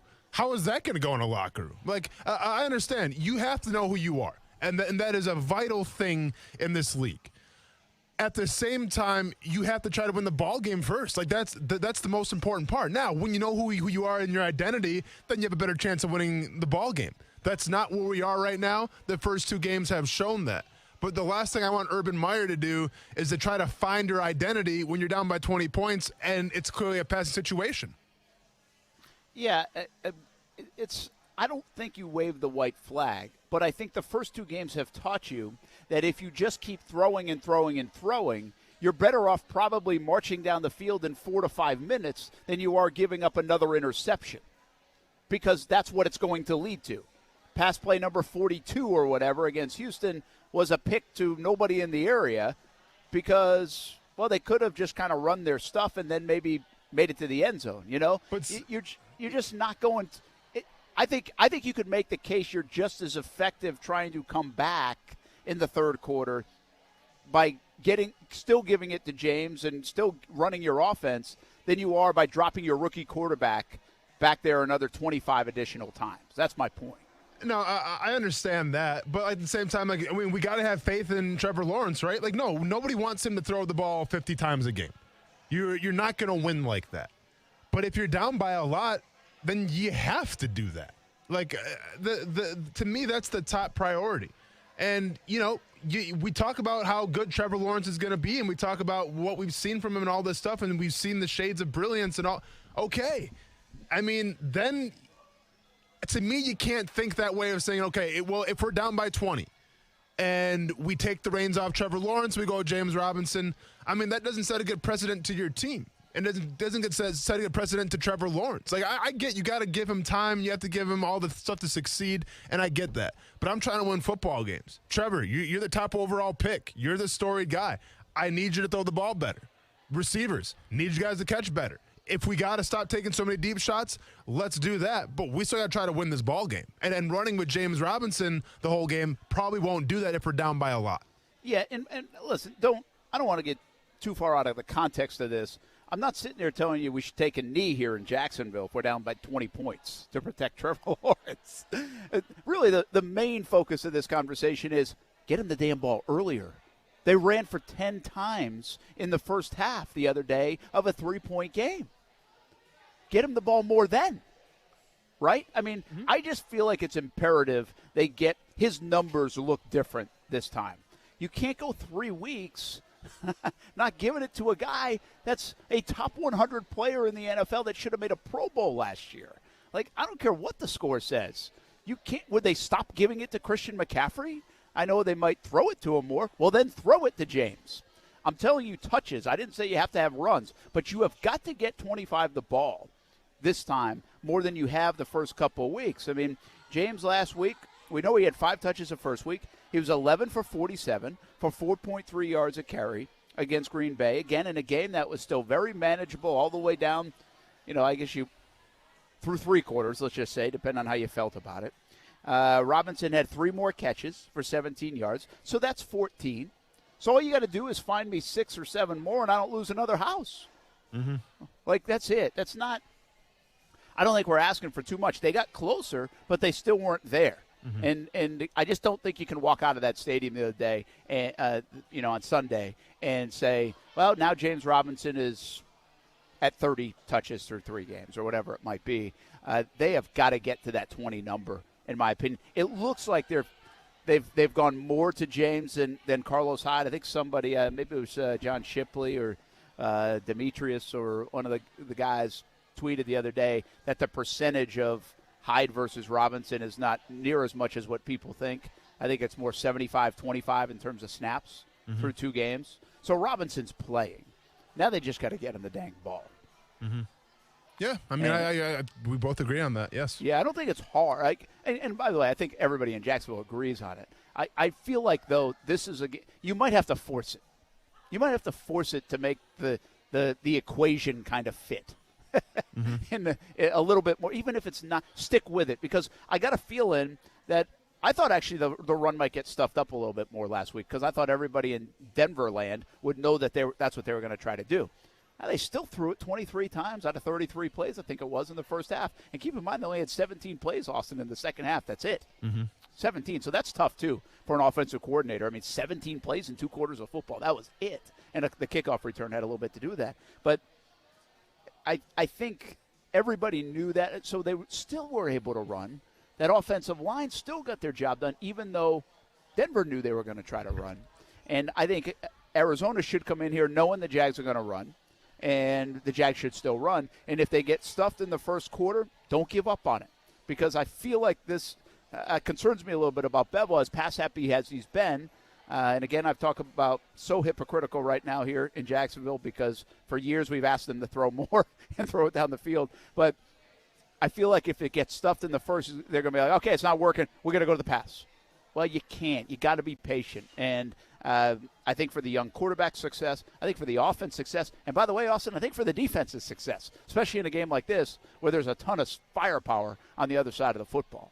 Yeah, I think that if you're still within 10 points, you run the football. I think if it gets to be you're down by a couple scores, 3 scores here or there, then, you're going to have to incorporate some more passes. Now, those passes can look different than what they looked like before. They can look like screens. They can look like, wheel routes. They can look like quick slants, whatever the case may be. But, yeah, I agree with you. You have to help build the confidence of a quarterback right now who's coming off, obviously probably his worst game of his entire playing career, if you will. And you're coming off of a game where, your running back, he did get a couple more touches, but it's nowhere near enough. So, yeah, you have to give Trevor Lawrence the ball some way. I'm sorry, you have to give James Robinson the ball some way, somehow. Yeah, by the way, James doesn't seem like the pouting guy, but I'd be kind of like, all right, man, can somebody get me going here? Like, I want to get going. Yeah. I'm coming off a big year. Like, I'd be like, give me the ball, Yeah. Like, and by the way, when I touch it, most of the time good things happen. Give me the ball. So one last quick, hang tight. We'll get Steven on the line in just a moment. But one last thing here. Does Green Bay do something totally different? Like you talked about the other day. They got Aaron Jones involved, right? And they did it kind of in the passing game mostly. Like, how simplistic is that? Like, why can't they just do that? Or are the Jags just not like that? Like, they can't do what Aaron Rodgers and Green Bay is doing. I mean, Aaron Rodgers. yeah. I understand Aaron Jones is different than James Robinson. But James proved last year he could catch the ball. And, heck, if it's 12 or 15 instead of 25 or 30 for Aaron Jones, I'll take it. Well, you also don't have Devontae Adams either. That warrants sometimes double teams. That warrants safeties over the top. You don't have Robert Tonyan, who, I get it. People want to, scoff at him and say, he's just because of Aaron Rodgers, and so be it, but that's fine. But the numbers speak for themselves, and you saw that against the Detroit Lions as well. He had a good game. You don't have Robert Tonyan in the middle that you have to address as well. You just don't have that right now. And you probably lost your best receiving tight end. So, and you don't have James, you don't have an Aaron Jones. Like, James Robinson is a great running back in his own right. Don't get that twisted. But, he doesn't have the same skill set as Aaron Jones has. So Absolutely. It's hard to mimic that when you really don't have any of the key components to do that. Yeah. But you can throw a screen with any offense. You can throw a screen with any offense for sure. But the way that you win the screen game is the defense not anticipating it and having their heads elsewhere. And, through these first 2 games, our defense is worried about DJ Chark. Are they game planning around? I don't know. Not really. Our Should defense be more worried about Marvin Jones if anybody. But. Our defense is worried about the middle of the field right now and the tight end threat or the running back threat? Not really. And our defense is worried about the capabilities of the running backs in the backfield in terms of screens and stuff. Well, not really, because they haven't seen it. So it's just, to me right now, it's a lot of things going against that just because, defenses don't have a reason to worry about it quite yet. Yeah, and by the way, defenses haven't seen it on tape successfully in like 10 years, so it should be a surprise. It's like running the freaking option for here sure in Jacksonville for if sure. they could run a screen. Yeah. Sorry, I won't go on that rant again. Let's go to Steven instead. Action Sports Jacks on ESPN 690. What's up, man? Hey, not too much. How about you guys? Good. I'm good, man. Enjoying the weather. You know what's up? I got 2 things for you. Do you think Arizona Cardinals defensive line might get a tiny advantage having J.J. Watt, who's versed this team, the same offensive line since Jawan Taylor started with us? And also, I heard Bevel say Hollister's coming up since he's the next man up. What do we want to see out of him? Thanks, Stephen. Appreciate it. Hollister, I don't mind. I think that's a decent replacement. I don't think we can all go crazy about James O'Shaughnessy being out. I think he was on his way to having himself his career year, nice year. But, again, he's out now for 3-4 weeks probably. He just can't stay healthy, and it's not replacing a Pro Bowler. Hollister has done okay. I don't think he's going to the Pro Bowl either now that he steps in here. It's the nature of the tight end position with the Jaguars. But I also don't mind the guy. He's got experience, and I've seen his resume a little bit, and I've seen him make some highlights. I think he can do what O'Shaughnessy has done. I think he can be a guy that Trevor can dump it and throw it to, and if they want to call that and utilize it. I don't see him catching 8 balls for 95 yards, but which tight end has here in Jacksonville? The other question is an interesting one, Austin, and you know this. You keep your notes, I would imagine. It's a good question. I mean, J.J. Watt has a lot of experience against this line. Yeah. Yeah, I mean, is J.J. Watt going to, do his best to kind of give the scouting report of what these Jaguars linemen can do because he faces them twice a year? Yeah, but, players talk all the time in the league, whether it's in the locker room with their own teammates or other teammates. So, the books, I get J.J. Watt's going to try to do what he can to help his team out because that's what a good teammate would do. But at the same time, these guys watch film. You have scouts that watch film. You have coaches that watch film. The scouting report, the secret's out on how to beat Juwan Taylor already. The secret's out how to beat Brandon Linder or Andrew Norwell or Cam Robinson. There's already components made up of, okay, here's what we got to do. Maybe with Cam Robinson, go with the club and rip. He gets beat on that all the time, and film's going to show you that part. So, if you're asking me how much can J.J. Watt really help in terms of that front four, I mean, I think it's going to be very limited just because, once again, there's film out there and just there's hearsay. But usually when you see these things, it's when guys come from the same team, right? So when the Jaguars brought Duke Johnson over from the Houston Texans, that's more valuable because now he didn't play in that offense in terms of it's a new coaching staff and all that stuff, but he still plays with some of those players of how they run things, right, of what they like to do. That's when you get more of a competitive advantage when you bring guys who are coming over from the team that you're playing. I do think this. I think matchups in professional sports can be a lot like golfers and golf courses. There's horses for courses. And there's a reason why Tiger Woods only played a certain amount of events. He loved the courses that he played at, and it did very well. And a lot of guys do that. I tell you this, J.J. Watt goes to bed Saturday night, and he likes playing the Jacksonville Jaguars in his career. So it feels good, and he gives you a little extra juice going to that first tee, if you know what I mean. I can't believe Brent just compared NFL players to professional golfers. Yeah. But, I mean, here we are. Yeah, it's a great analogy, not wrong. Actually. You're not wrong. It's a really good analogy. I was like, I just came up with that, too. Okay. Right off Steven's question. Plus, I got to say horses for courses, which the last time I said you kind of liked. I do like that one. Yeah. I mean, you're the golf guru now, and we do have golf picks coming up Brent, in a little bit. Hey, a little respect. I'm the butcher. I'm not the golf guru. I'm the butcher. Right. Okay. All right, the butcher. Yes, sir. The butcher. Always making the cuts, Casey baby. And Brent. Wait. Back after this. Oh, hang on. Time out. We're doing picks this week? Yeah, Ryder Cup points. Who's going to have the most Ryder Cup points? Oh, okay. I mean, you got 24 guys to pick from. I don't know. Do your homework during the break. All That's right. what you do anyway. All right. The butcher. All right. You sound like you get there at 4 a.m. All right. I got you. You're kind of like the guy that walks in for lunch. We'll be back on ESPN 690 Florida State Report coming up next. Now, the First Alert Forecast on ESPN 690. Sunshine this afternoon and pleasant temperatures in the low to mid-80s will drop off tonight down into the 60s, even some 50s, well inland under mostly clear skies. Mostly sunny and nice for your Friday. Highs tomorrow in the low 80s, and Saturday will be mostly sunny and in the mid-80s.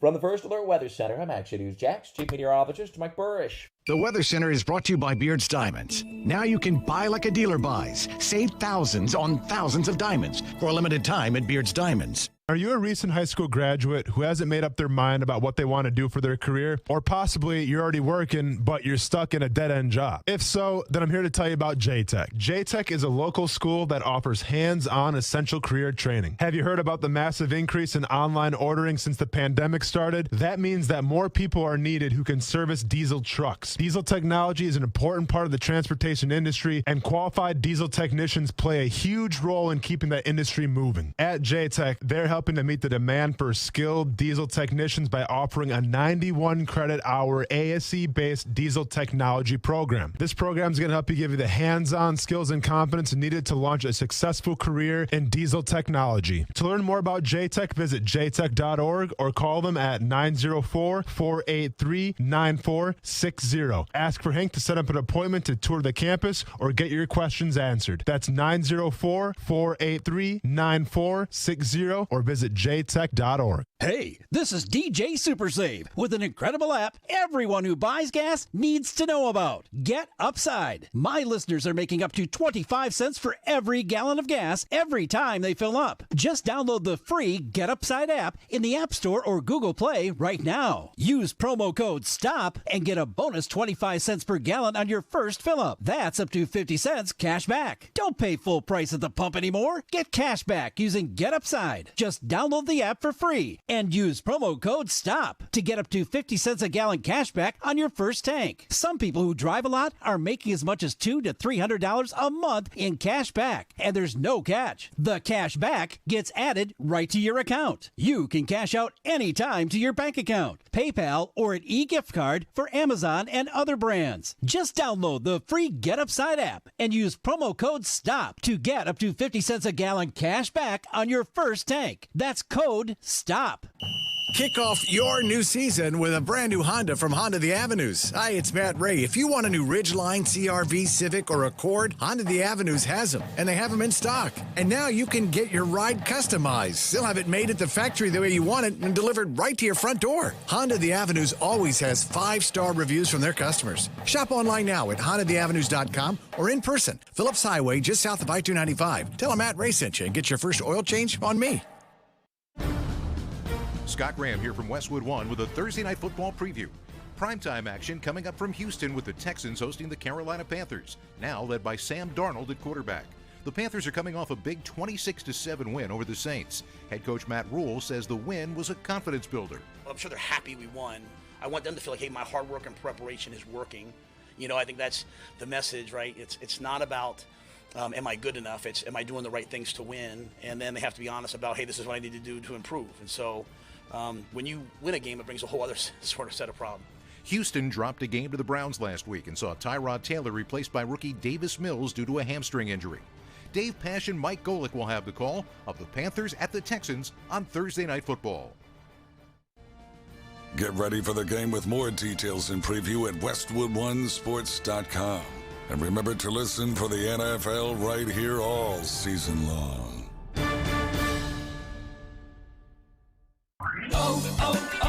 O'Reilly. Ready for an oil change? Visit the professional parts people at O'Reilly Auto Parts to get everything you need. Right now, get 5 quarts of Mobil 1 full synthetic motor oil for just $28.95 and earn double O Rewards points with your purchase. Protect your engine against sludge and wear with Mobil 1 full synthetic motor oil. On sale now at O'Reilly Auto Parts. O'Reilly Auto Parts. Hey, frequent heartburn may keep you from running your A game, but it doesn't have to anymore. Join the Prilosec OTC 2-week challenge. Just go to prilosecotc.com. You'll get $3 off to get you started, plus 14 days of tips, tricks, and reminders.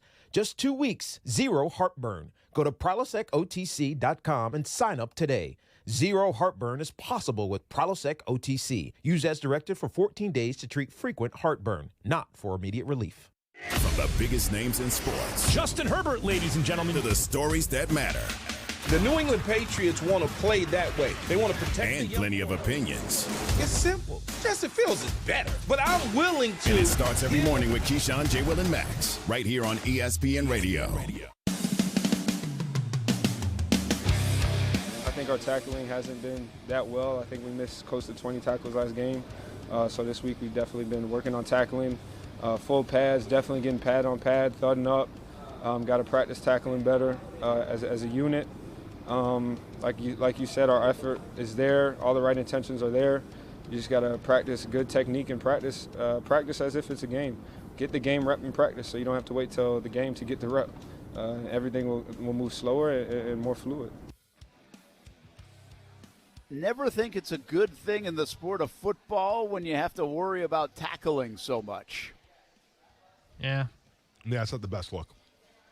20-plus tackles? Is that what he said? Around 20 tackles they missed? That's Florida State? Oof. That is Florida State, yeah. I mean, that's against Wake Forest. You're missing 20 tackles. Oh, man. Is there Louisville's favored by 1.5. I will do our picks tomorrow. I'm not sure we'll even put this one in because we shouldn't. Casey, take the hint. Casey, take the hint. 1.5 points. That's all Louisville. Like, seriously. Yeah, Who in the world thinks Florida State's going to win over Louisville? I mean, I know Louisville isn't like Lamar Jackson Louisville, right? No, they're definitely not. I don't get it in the grand scheme of things. I think we'll talk about it here a little more in detail in a minute, but if you are someone that is maybe new to sports betting, maybe bet that game. Start off 1-0. I mean, go ahead and dip your toes in the pool. That surprises me. It's only 1.5. Listen, I hope Vegas knows what's up. I think they usually Vegas do. I hope Vegas takes everybody's money because I'm rooting for those Noles to get a W, okay? Yeah. But I just don't see the evidence of where you're going to find that. I mean, this has been a backtrack of all backtracks so far. So, wow, we'll see what happens. Brent Martineau here at String Sports Brewery, Austin Lane, Action Sports Shack Studios. Casey Kurtz, time for the Florida State Seminoles report. They are 0-3. Oh, boy, Casey. Give us something good, will you? Well, oh boy's right. Here's the thing. I am well documented not a Florida State fan, which I think might help me doing these because I'm not biased or anything. But here's the thing. I've been nice to them for since the season started. They lost to Jacksonville State. They lost the games they were supposed to win. It is what it is. I'm done being nice to them. Oh. Because last week I came here and I told you run the ball. You run the ball, you run the ball, you run the ball, you run the ball. Guess who only had 6 carries? Would be their running back who averaged 8 yards a carry on those 6 carries. Wow. And why aren't they running? Now, for full transparency, they were getting killed, but he did fumble early, and that is Trayshawn Ward. But he fumbled on, I believe, the second drive, but they went back to him later in the game when they did run. But, dude, 8 yards a carry, run the ball, which makes me wonder what Mike Norvell is doing exactly. They only handed off in total 13 times in the game, so I don't understand. But anyway, by the way, it's not like they've got Sam Howell at quarterback, okay? They don't. They have the farthest thing from Sam Howell at quarterback, and we'll get there in a second. But we're going to start with the good because there's not a lot of it. On the rejoiner, you heard Jermaine Johnson. He is now. He's good. He is very good. He's up to 4.5 sacks, and that is tied for first in college football. He's very good. The other positive is FSU forced 2 turnovers in the first quarter. However, they ended up -4 as they turned it over 6 times. So we'll get to that in a second. Obviously, they didn't run the ball like we just talked about. Mike Norvell made some questionable calls on 4th down. The most notable one would be 4th and 2 on the 11. And I'm all for a good old-fashioned quarterback power, but I probably would have not done it with Mackenzie Milton. They lost 2 yards on that play, turned it over on the 11 in a drive. They really needed points. However, at the end of the day, it didn't really matter because FSU could not stop the run or the pass. They gave up 484 yards total. And like I said, they turned it over 6 times. Mackenzie Milton threw 2 interceptions and fumbled twice. There was a fumble from the running back that I talked about, and then another interception from Travis, so that gets you to 6. Their final 3 drives of the game, 35-14, they had the ball a lot. That's the thing. Wake Forest, this score is a little inflated, if you will. It was closer than it should have been, and if Florida State could have done anything, they could have won this game. But the last 3 drives, like I just said, the first drive was 11 plays. Mackenzie Milton fumbled on the goal line. They get the ball back. That drive was 1 play. Mackenzie Milton threw an interception. And they get the ball back, and that drive was 1 play, and Mackenzie Milton fumbled. So here's the thing. Mackenzie Milton, great story. I know you agreed with that, Brent, but we're good. I hate to say it, we're good.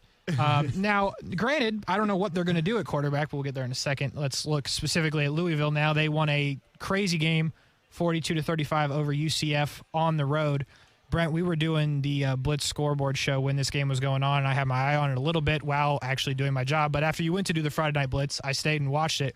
And if you're not aware, there was an interception from Louisville in which gave UCF a chance. Dylan Gabriel then threw an interception that was ran back for a touchdown. That's how Louisville won that game. It's kind of crazy.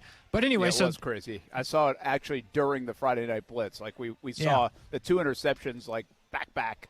I was like, how did that just happen? I thought UCF had the ball. Yeah, no, it was crazy, and that's obviously how Dylan Gabriel got hurt they got the ball back on the kickoff. Dylan Gabriel then on the lateral play gets hurt, and now he's out for a while, but that's a different story. Louisville is 2-1 on the season. Here's the thing. Florida State has zero chance to win this game. Louisville averages 32 points a game. Florida State does not do that. Malik Cunningham will be the quarterback for Louisville. Dual threat guy. He completes 61% of his passes, over 700 yards, 3 touchdowns, 2 interceptions, 130.2 rating, 207 yards rushing, and 6 rushing touchdowns. So that's where he's getting it done. He's a little bit of both. He's obviously not Lamar Jackson, like you said. But here's the thing. Louisville does turn over the ball.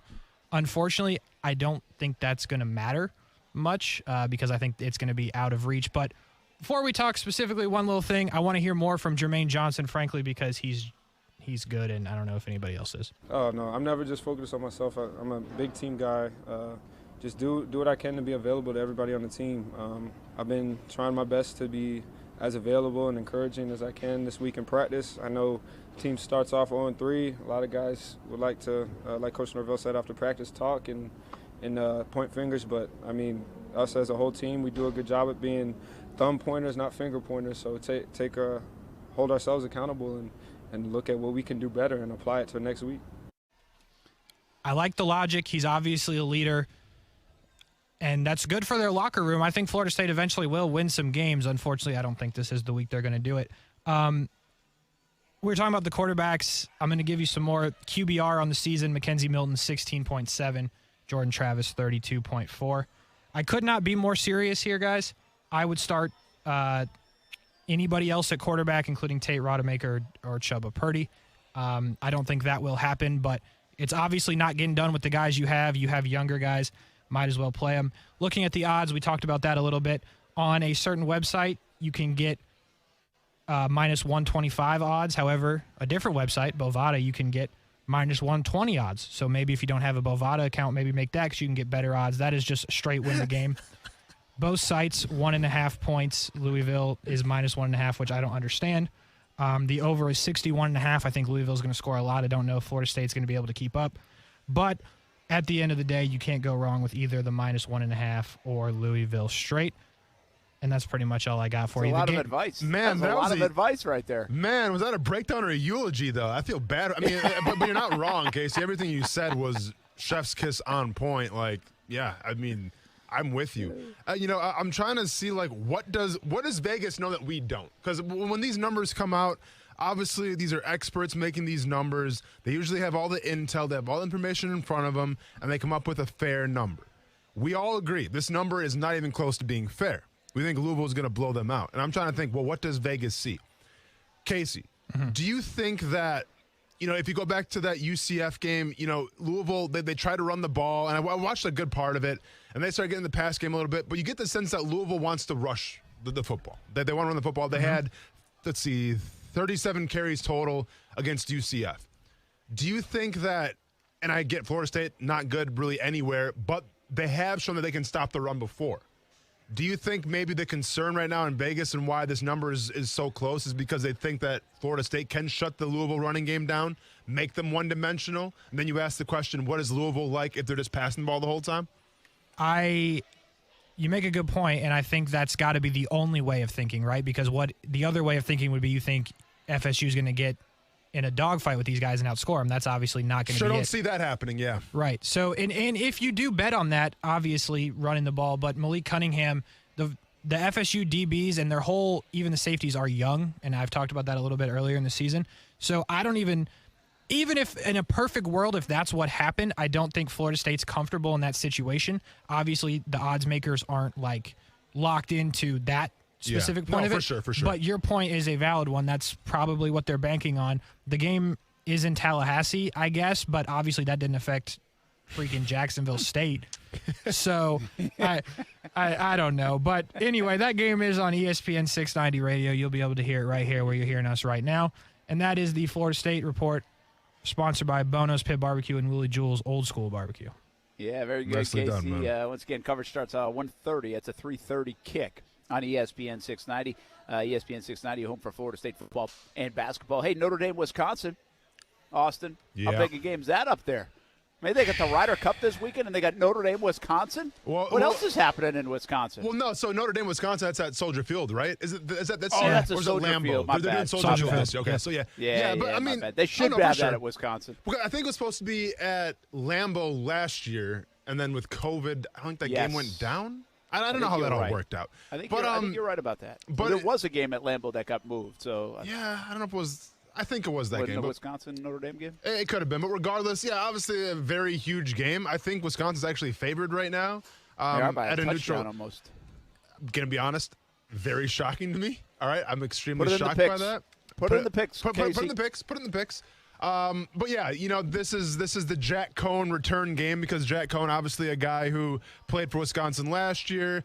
They go with Graham Mertz. Jack Coan didn't like that, and now he transfers to Notre Dame and having some pretty good success, all things considered. So yeah, this is the game where Jack Coan goes for 10 touchdowns and is the Heisman favorite against Wisconsin. Yeah. I can see that happening. Texas A&M, by the way, against Arkansas. That's the other ranked game, 7 versus 16. Keep an eye on Clemson, NC State now. Clemson has not looked good. So keep an eye on that one, both 2-1. Also, if Stanford beats UCLA, does Chip Kelly get fired? No, man. Because Clay Helton got fired after USC lost to him. Oh, no. UCLA, they just beat LSU. No, you're good. Relax, Brent. Just kidding. I just want to see if Stanford's killing coaches. Do we know what College Game Day is this weekend? Are they in South? Well, no, would they be in Chicago? Maybe they're Seems like Chicago would make sense. Is it? But maybe like the Fox one's going to be in Chicago. Let me check that out. I got one more to keep an eye on for you, okay? West Virginia, Oklahoma. West Virginia, Oklahoma. West Virginia good enough to stun Oklahoma. Oklahoma's looked a little so far. College Game Day going to be at Soldier Field. They are, okay. There you go. Stop Bears. Okay, we'll be back. Little Ryder Cup picks. We got some golf picks. Who's going to get the most points? Yeah, I don't even know what that means. Team USA or Team Europe? And if you really want to go Team Europe, you do that. I mean, maybe Casey will. He's picked the Titans to win the Super Bowl, for crying out loud. I feel we'll like Brent's trying to tell me something right now. On ESPN 690.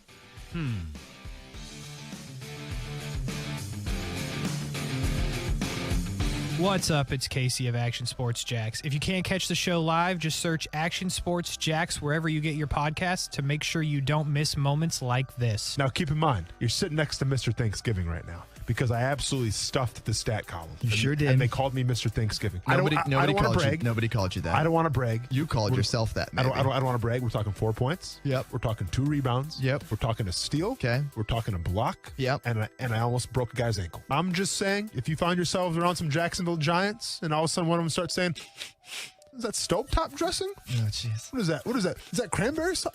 Oh, Mr. Thanksgiving's in the house. And that's who you know they're talking about me. The Center for Health and Sports Medicine delivers an individualized 360-degree approach to your health, providing a whole-person approach to primary care and sports medicine. With primary care and sports medicine physicians, mental health counselors, the Sports Performance Lab, and 24/7 on-site state-of-the-art wellness center, all under one roof, they'll work to maximize your health by creating a foundational focus on physical, mental, spiritual, and emotional well-being. The MD VIP program provides even more benefits like appointment guarantees and after-hour care. Learn more at jacksfamilysportsmed.com. Are you an experienced diesel technician that's in fear of losing your job due to the recent vaccine mandates? Bobcat of Jacksonville is a family-owned, mandate-free employer offering great pay and benefits. Apply today at bobcatjax.com. Want to introduce yourself? Yeah, I'm Owen. I'm a cigarette. Do you like being a cigarette? No, I don't. Not really into killing thousands of people. Sorry, no filter. Right. What's your sign? Pisces? I'm a Cancer. Cigarette joke. But seriously, I do cause cancer. And heart disease. And strokes. I could go on forever. Unlike the people who smoke me. The average smoker lives 10 years less than non-smokers. Quit today. Find out how at tobaccofreeflorida.com. Just be confident. Community First makes smarter banking simple so you can relax, knowing you're managing your money the right way, yours. Visit justbeyourself.com. Community First Credit Union. Just be yourself. Federally insured by NCUA. Here in the Sunshine State, more than 3 million men are over age 45, and over half suffer from ED or PE. Here's a message from Prime Men's Medical Center. I'm Dr. Brown. If you're having problems in the bedroom and pills like Viagra have let you down, you'll see results at Prime Men's Medical Center, guaranteed, or your exam is free. And it's affordable. Call 904-664-8217. Guaranteed results on your first visit or your exam is free. Call 904-664-8217. Temperatures keep climbing and hotter weather means your body needs more water. Stay hydrated. CGC Water Treatment wants to make sure the water you and your family drink is cleaner, healthier, and tastes great. It starts with the Connecticut system, proudly made in America and installed by the pros CGC Water. Not sure about your water? Call CGC. They'll analyze your water for free. I haven't had to worry about my water since I got mine installed because Connecticut systems remove up to 99% of the contaminants. If you're not filtering your water, you are the filter. Connecticut makes the world's most efficient softeners, non-electric twin tanks that use less salt and water during regeneration. Save up to $500 on select softener and RO systems this month. Financing available with approved credit. Call CGC Water at 904-552-1242. Call and ask about Conway Club, the new service program that will save you money on salt, filters, delivery, parts, and labor. Tell them Brent sent you and find out all the details and all the great ways you can save. Call 904-552-1242 or visit cgcwater.com, your local independent Connecticut dealer. 911, what's your emergency? There's a train that just hit a car. Sir, what is your location? Look around for a street sign, sir. It's 8th and Orchard. 8th and Orchard. Okay, very good. 8th and Orchard. Sir, help is on the way. Why would he do that? The train still hasn't stopped. You have to get there now. At a railway crossing, even if the engineer sees you and hits the brakes, it can take a mile for the train to stop. And for you, that's too late. Stop. Trains can't. Paid for by NHTSA. Why does Europe keep winning? What would you say? What do you think they do that allows them to get the results they get? They just play better. It's really simple. Whoever plays better is going to win. I mean, it's not rocket science. Mm-hmm. Well, that sounds like it makes sense. I think it is more to that than rocket. I think it's more than just playing better. There's a reason why they play better. Was that Brooks Koepka? No. Okay. No. What was that, by the way? Let me guess. Please do. It wasn't Cantlay. I kind of know what he sounds like. I'm going to say that was Harris English. I'm going to give you one more guess because I think what you're thinking is you don't maybe recognize the voice, but you should. I should recognize it. Bryson DeChambeau? Mm-mm. No, I mean, obviously not. No, I was thinking more. I was thinking Justin Thomas, actually. Stop butchering this exercise. Yeah, it would not be JT either. I'd have to say. It wasn't Spieth. Yeah. I'd say the most decorated player on the team. That's up for debate, though. Maybe not. Ooh. Dustin Johnson? That would be Dustin Johnson, yeah. DJ. That's him. That's what they call him. Really? Golf's awesome. Wow. Riveting stuff. Okay. Yes, it is riveting. Yeah. DJ. All right. You won't watch any of this, right? Talking to me. Yeah. Yes, I'm talking to you. Starts tomorrow? Yes, starts in the morning. Goes on till Sunday? Yeah? Mm-hmm. Yeah, I mean, probably not. I don't – I mean, I get it's a big deal. It's like an all-star game, and it's, country versus countries, I guess. Mm-hmm. Continent, some would say. Continent. Thank you. Continent. And, it's close to home in Kohler, Wisconsin at Whistling Straits, which, that's cool. But, I mean, I don't like, everyone's making the cut here. So, the whole butcher thing kind of goes out the window because everyone, it's like a participation event here more than anything. There's winners and losers, but everyone's making the cut. So, what are we doing, Sure. Yeah. Reasonable. This is my favorite sporting event. I would rather watch this than the Super Bowl. Brent, why aren't you covering it then? I could have got you tickets. I mean, I got connections in Kohler, Wisconsin. Could you have? Because I tried really hard to get tickets, and I couldn't. I probably could have knocked a couple doors down and got us something. I wish I worked here then.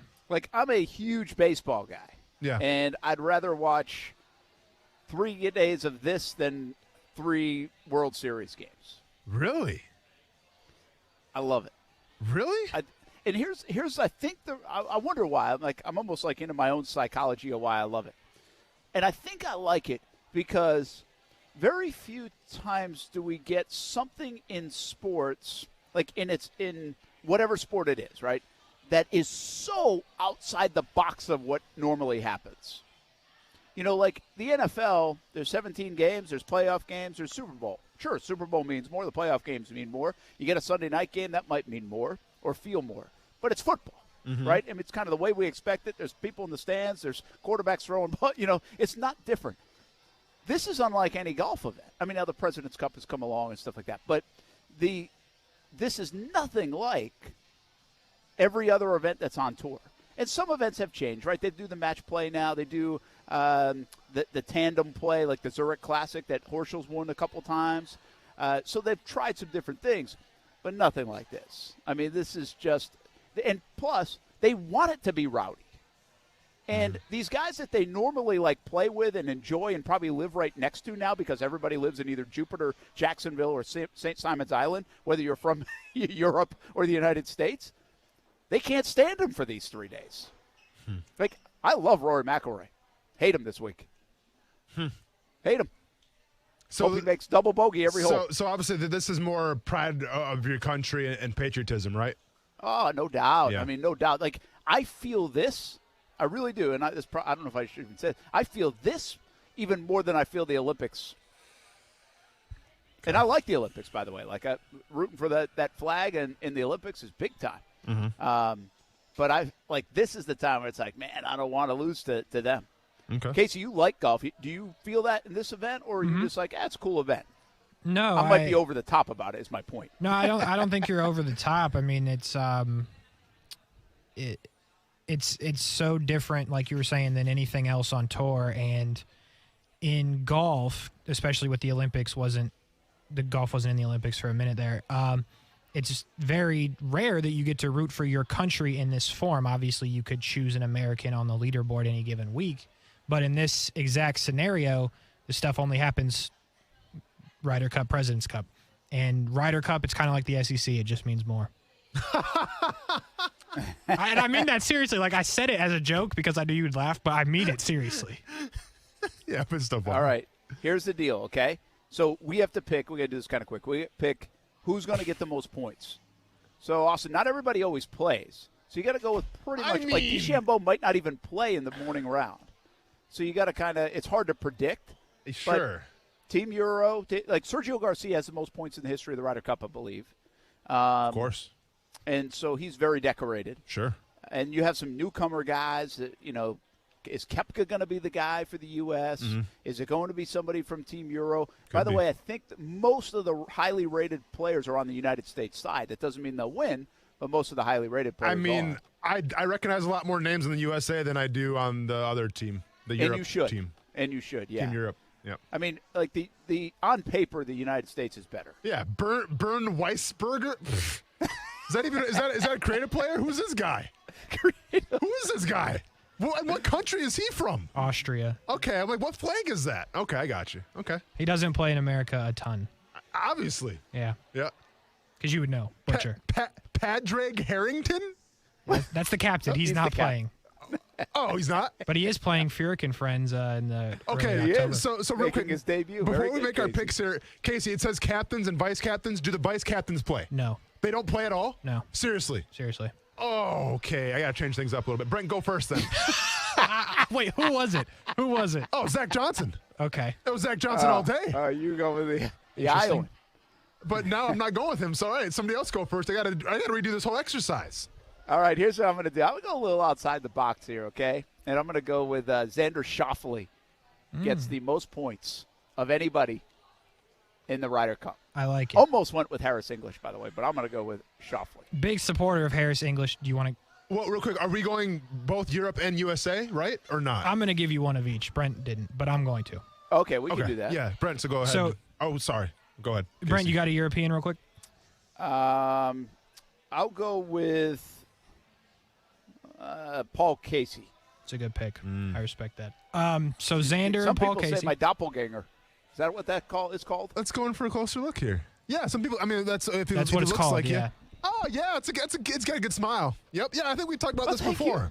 Thank you. Good yes, smile, we man. have done this before. Well, that's because I'm looking at your bulbous head. That's a cutout in the studio with a big smile, and yeah, it looks good. Appreciate that. You're welcome, man. You want me to go, Casey? No, I got you real quick. Okay. I'm still trying to No back down. Patrick Reed, which obviously hurts, but in that scenario, give me Justin Thomas on the American side. He can't miss in American or country events. On the European side, give me Fairway Jesus, Tommy Fleetwood. Not great on American soil, but great in the Ryder Cup. I'm so sorry. It's all good, man. It's all good. That might have been one of my guys. Hey, I'll tell you what, Casey's coming for the crown here, and I appreciate it. By the way, Fairwood, is that yours or is that's what they call him for real? No, he literally looks like what people believe Jesus looked like. No, but yeah. I'm saying, no, I know what he looks like. But no, I'm saying, he has shirts with his face and and like. I was gonna say because if that wasn't a thing, that needs to be a thing. Yeah, it's a thing. All right, so obviously, when we talk about the Ryder Cup, this is a big deal. You guys really did a good job of pitching it, and you know what they say about the Ryder Cup, a tradition like any other. So with that being said, it's in Kohler, Wisconsin. And when I think of Kohler, Wisconsin, and I want you to do this exercise if you're not driving your car, go to your bathrooms and look at your sinks. Kohler, Wisconsin is like the biggest plumbing manufacturer in the entire country. Not lying about that. That's a fun fact. That's not going to cost you anything. So when we talk about plumbing, I'm going to take the golfers that look like plumbers the most. Now, Tommy Fleetwood looks like a giant plumber, but I can't take him because Casey already did. So from Team Europe, in terms of the plumber depth chart, give me number 2 on the list. Go ahead and give me Shane Lowry. That was my feeling, yeah. Of Ireland. Yep. Big plumber vibe going on with him. Now, I know he's a good golfer, but I'm just saying if it doesn't work out for him in the Ryder Cup, plumbing could be an option. And then from Team USA, I wanted to take Zach Johnson, classic plumber face. Couldn't take him because he's a captain. How do you be a captain and do the coin toss and not even play? How does that work? You just ride around in a golf cart and you cheer. Wow, what an honor. So with that being said, go ahead and give me Patrick Cantlay. Plumber vibes, Team USA. Patrick Cantlay and the guy from Ireland. I forgot his name already. Shane Lowry. Yeah. Shane Lowry. Major champion Shane Lowry. Please buckle your belt. Buckle your belt. And Casey, is this the South course? Or do we know yet? I think it's just the course. It's just the Kohler course. It's just Whistling Straits. It's just Whistling Straits. All right. We don't care about commercials here on the show, but we do have to take them, and we're way late. From String Sports Brewery, Action Sports Jags on ESPN 690 football at 5 rolls on. Golf picks are fantastic. Nice.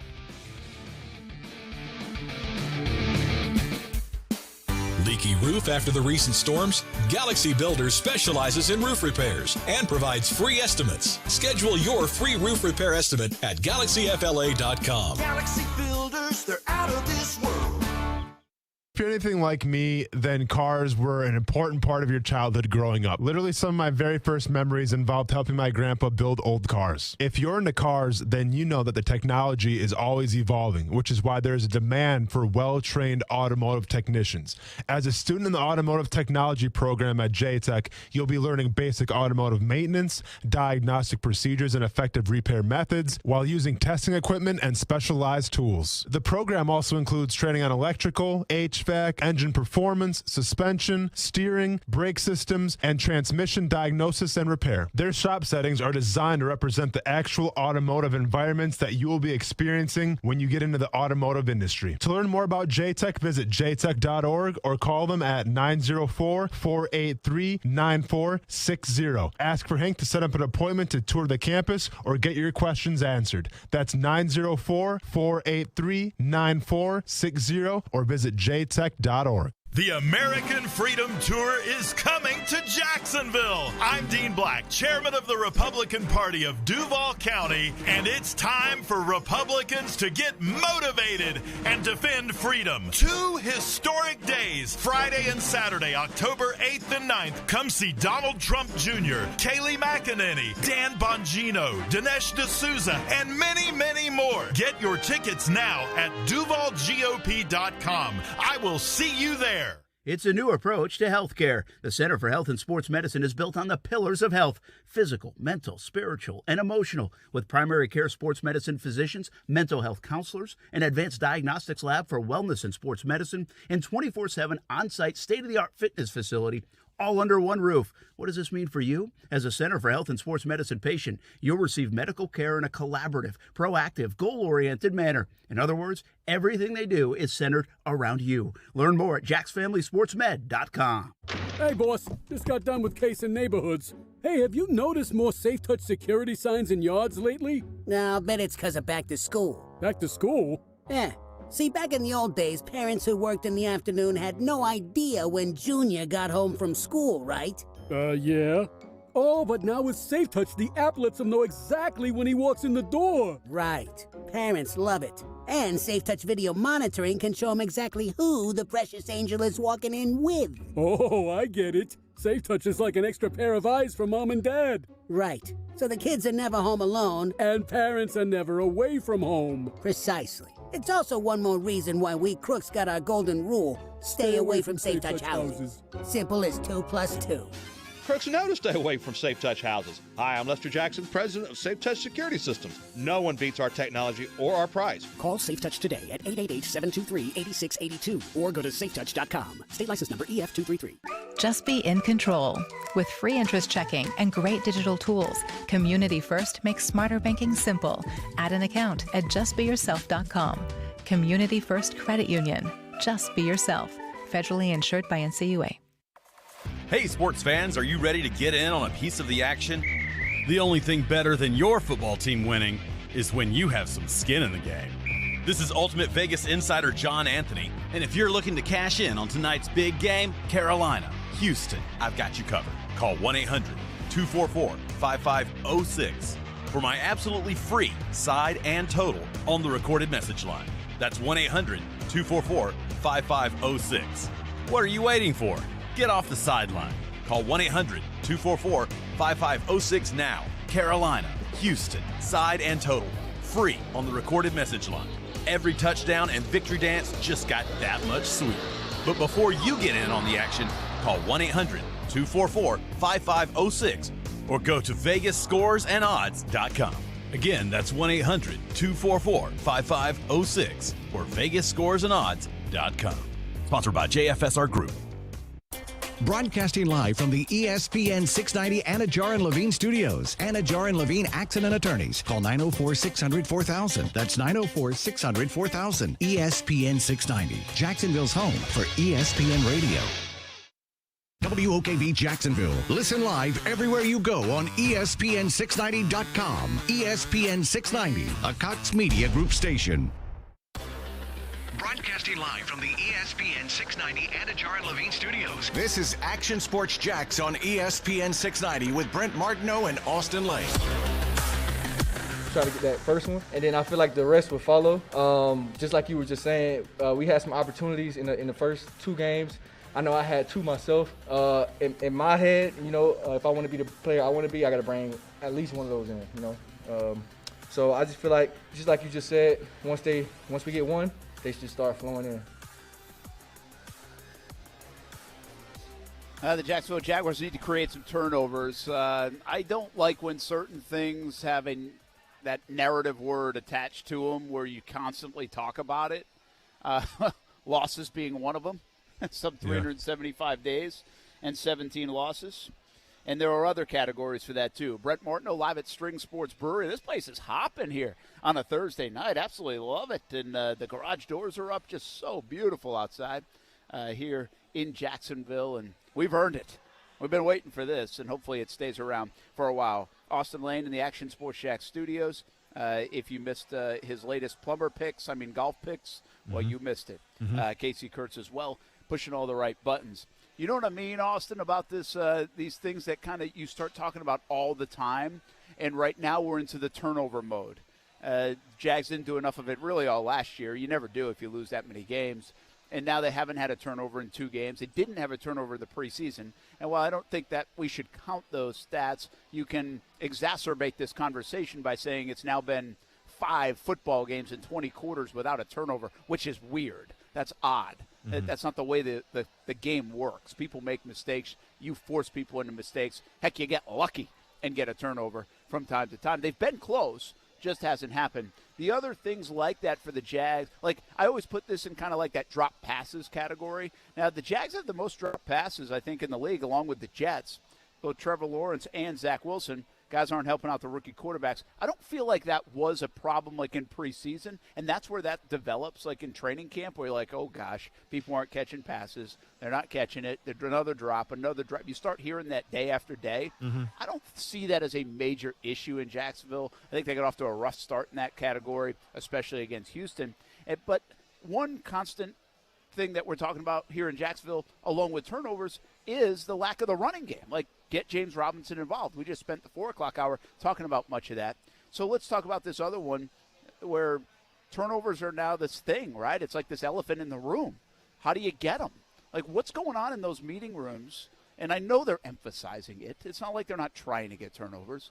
But can this get in your head a little bit as a defense, the lack of turnovers? It definitely can, right? Because that's the ultimate momentum swinger right there is turnovers.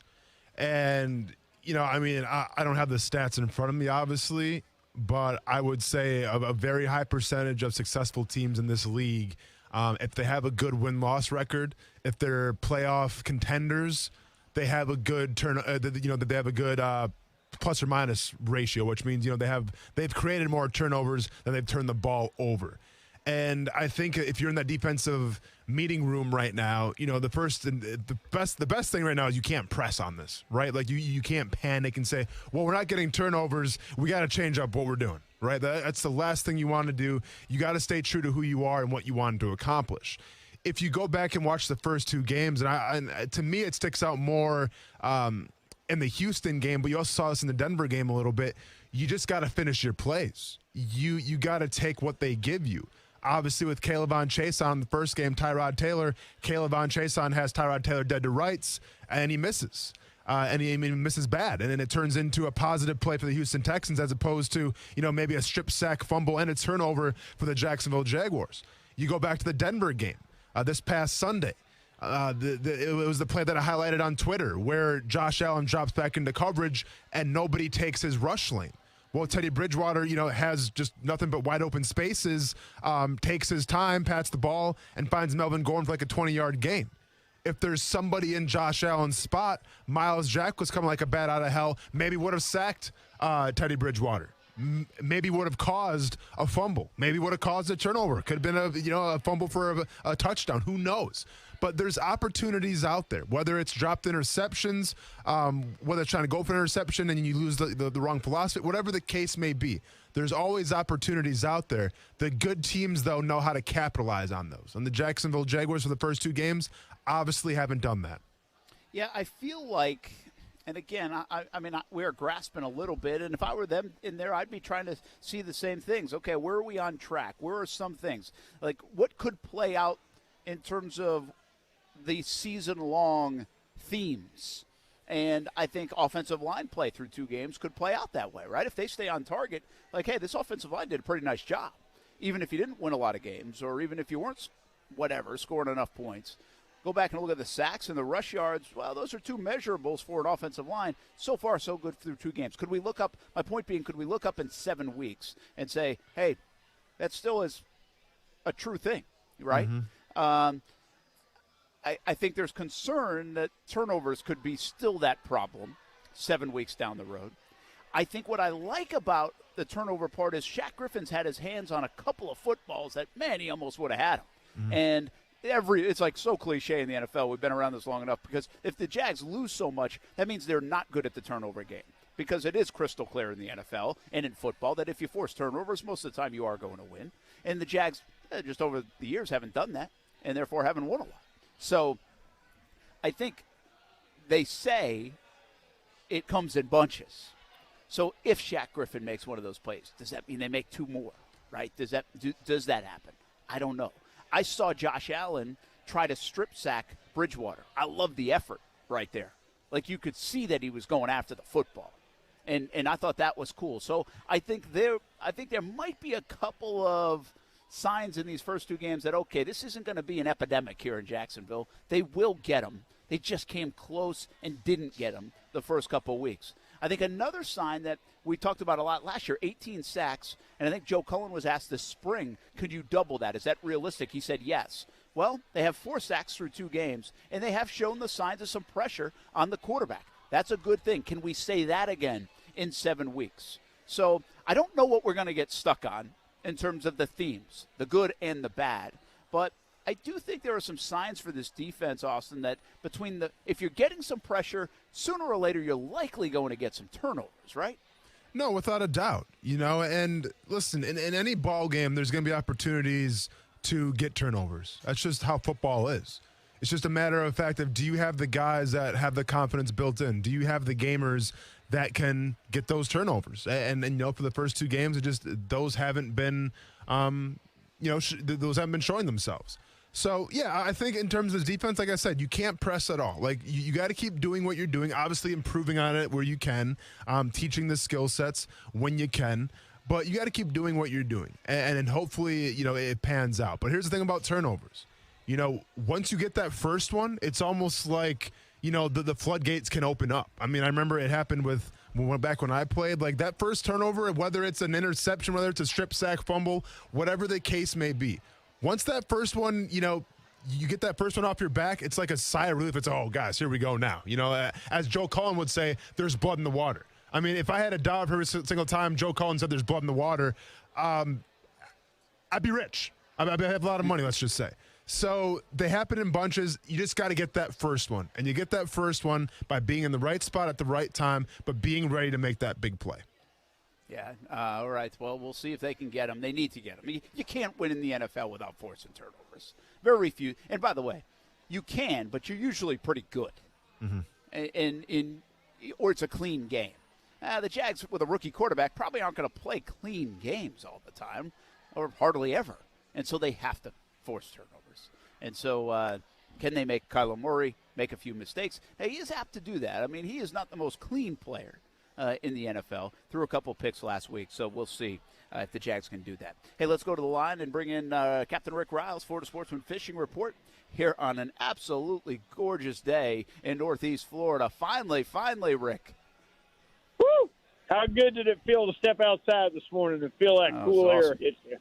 I tell you what, I loved it. And I tell you something else, the redfish loved it too.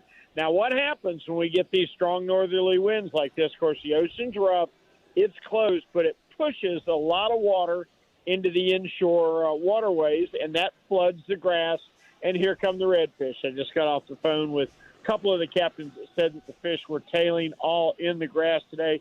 David Voorhees said he had an excellent day working the grass at high tide, and then the edges of the intercoastal as the tide fell out and got low. So all in all, for the inshore guys, it was like the flutter bite had turned back on again. It had slowed down a little bit. It was strong again today. I think tomorrow is going to be another day of good wind. Unfortunately, it's not going to stay with us. The wind starts to drop out tomorrow afternoon, and it's going to start warming up again. So let's enjoy it while it lasts, but it won't be last time. Wintertime is on the way. Thanks, Captain Rick. Appreciate it. We'll talk to you again tomorrow. Thank you, Brent. We'll be back again tomorrow with another fishing report brought to you by Workman's Quick Fix Plumbing. See you, boys. All right. Have a good one. That's Captain Rick Riles. Catch him every day. Action Sports Jax on ESPN 690. And Saturday morning, 7 a.m. on ESPN 690. We got a busy weekend ahead. Got the Blitz Scoreboard Show coming up tomorrow night, of course, 9 until 10:30. Absolutely having a blast on Friday nights with all the high school football, and should be another good night. We have actually Ed White's football coach coming on in just a few minutes. Saturday will be Florida State on ESPN 690, 1:30 pregame, 3:30 kickoff against Louisville in Tallahassee. And then Sunday, we've got a couple NFL games for you as well on ESPN 690 with our Westwood One coverage. And that actually begins tonight with the Texans game against Carolina. You can listen to it on ESPN 690. Did you see Field Yates report Trey Burton getting a workout with the Jaguars? Yeah. Obviously played for Urban Meyer. These tight ends with connections to the coach. I know, man. Unbelievable. I mean, Brent, I know we've talked about it, but do I get the cleats out for one go around here? Yeah. Do we put the request in right now? I mean, I know you got to get you on speed dial, send out a text message. Get me in there. Let's give me a workout. Yeah, Trey Burton do anything for you? I mean, I think at this point anything, in terms of like the more receiving capable tight ends you can get, the better. I have no idea where he's at physically. I have no idea where he's at, in terms of just, where Father Time is with him. But I'm not opposed to the idea. Once in a while, you do see guys come in and make a difference off the street. Once in a while. It doesn't happen a lot. I think people get a little more enamored with the names than actually the production that ends up taking place. So, Ron Johnson hasn't done much yet. Everybody was excited about that. Hasn't done much, and he's actually played a decent amount. Jacob Hollister comes in here now, and he'll get his chance this weekend. Trey Burton, it's just a workout, so who knows if it's actually going to stick. But, again, sooner or later, some of these guys do end up making a difference. We've seen that over the years, and especially on a team like the Jags, especially at the tight end position, where you really don't have a whole heck of a lot. I mean, you don't have to do too much to stand out in that tight end room. And so it'd be nice if there's a story like that for the Jacksonville Jaguars. Maybe it comes out of the Hollister move. Maybe it comes out of a move like Trey Burton if they end up signing him and like what they see in a workout. But Jags do need help at tight end, and hopefully we'll get some of it through some of these veteran guys that have been at least bring them in for a Philly special in practice. Yeah, now we're talking. Yeah, that's a good call. I'll be honest, if they do sign him, more power to him, but I'm not going to make him like a video if they sign him. I'll put that out there right now. I'll make him a video if he scores a couple touchdowns. But keep in mind, coming from when he was in Chicago, his career year, 54 receptions, 6 touchdowns, 569 yards receiving. Yeah. I mean, obviously you would absolutely kill for that here in Jacksonville. So if you can get some sort of that kind of production from the middle of the field, the tight end position, why wouldn't you try to pull the trigger on it?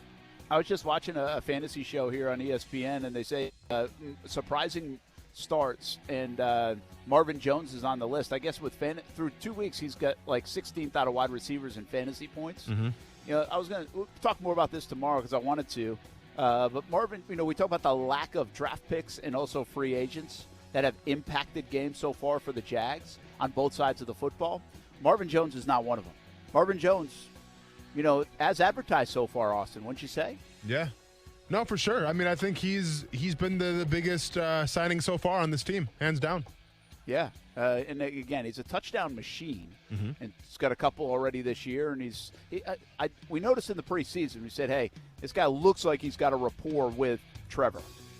And I think that rapport through the first couple of weeks has played out to this point. So hopefully that keeps going, because that would be nice. Jags have missed on a lot of free agents over the years, and especially trying on the offensive side of things. So it'd be nice if this one works out, and so far so good through 2 games for the Jacksonville Jaguars and Marvin Jones. We're going to talk more about him coming up tomorrow, what kind of difference he could be potentially this week on Sunday. We're going to talk a little high school football, and we come back. One of the surprising teams perhaps in the area, one of the better teams in the area. We talk to their head coach when we come back live from Strings Sports Brewery, Action Sports Jacks on ESPN 690.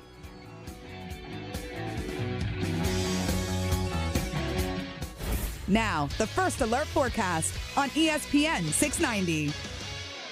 Clear and nice tonight. Temperatures dropping into the low to mid-60s, even some 50s well inland, and lots of sun for Friday with an afternoon high of just 82. From the First Alert Weather Center, I'm Action News Jax Chief Meteorologist Mike Burrish. The Weather Center is brought to you by Beard's Diamonds. Now you can buy like a dealer buys. Save thousands on thousands of diamonds for a limited time at Beard's Diamonds. He's kept you ahead of storms. This is going to be a very active afternoon of storms. He's taken you inside storms. Look at the Reds then that have shifted a little south of Jacksonville. And for 33 years, the Chief has seen it all. Forecasting severe weather days in advance. So when storms are headed your way, there is only one meteorologist to turn to tonight. The Chief. The knowledge and experience of Jacksonville's Chief Meteorologist, Mike Burrish. Action News Jack's First Alert Weather. Only on CBS 47 and Fox 30. I love football and I love chicken wings. Hey, everybody, this is Brent Mortno. We are a lot alike, right? You love football and you love wings. Let's win the week with Extreme Wings Sports Grill. 4 locations in Jacksonville, Atlantic Boulevard, Ocean Way, 210 in St. Johns County,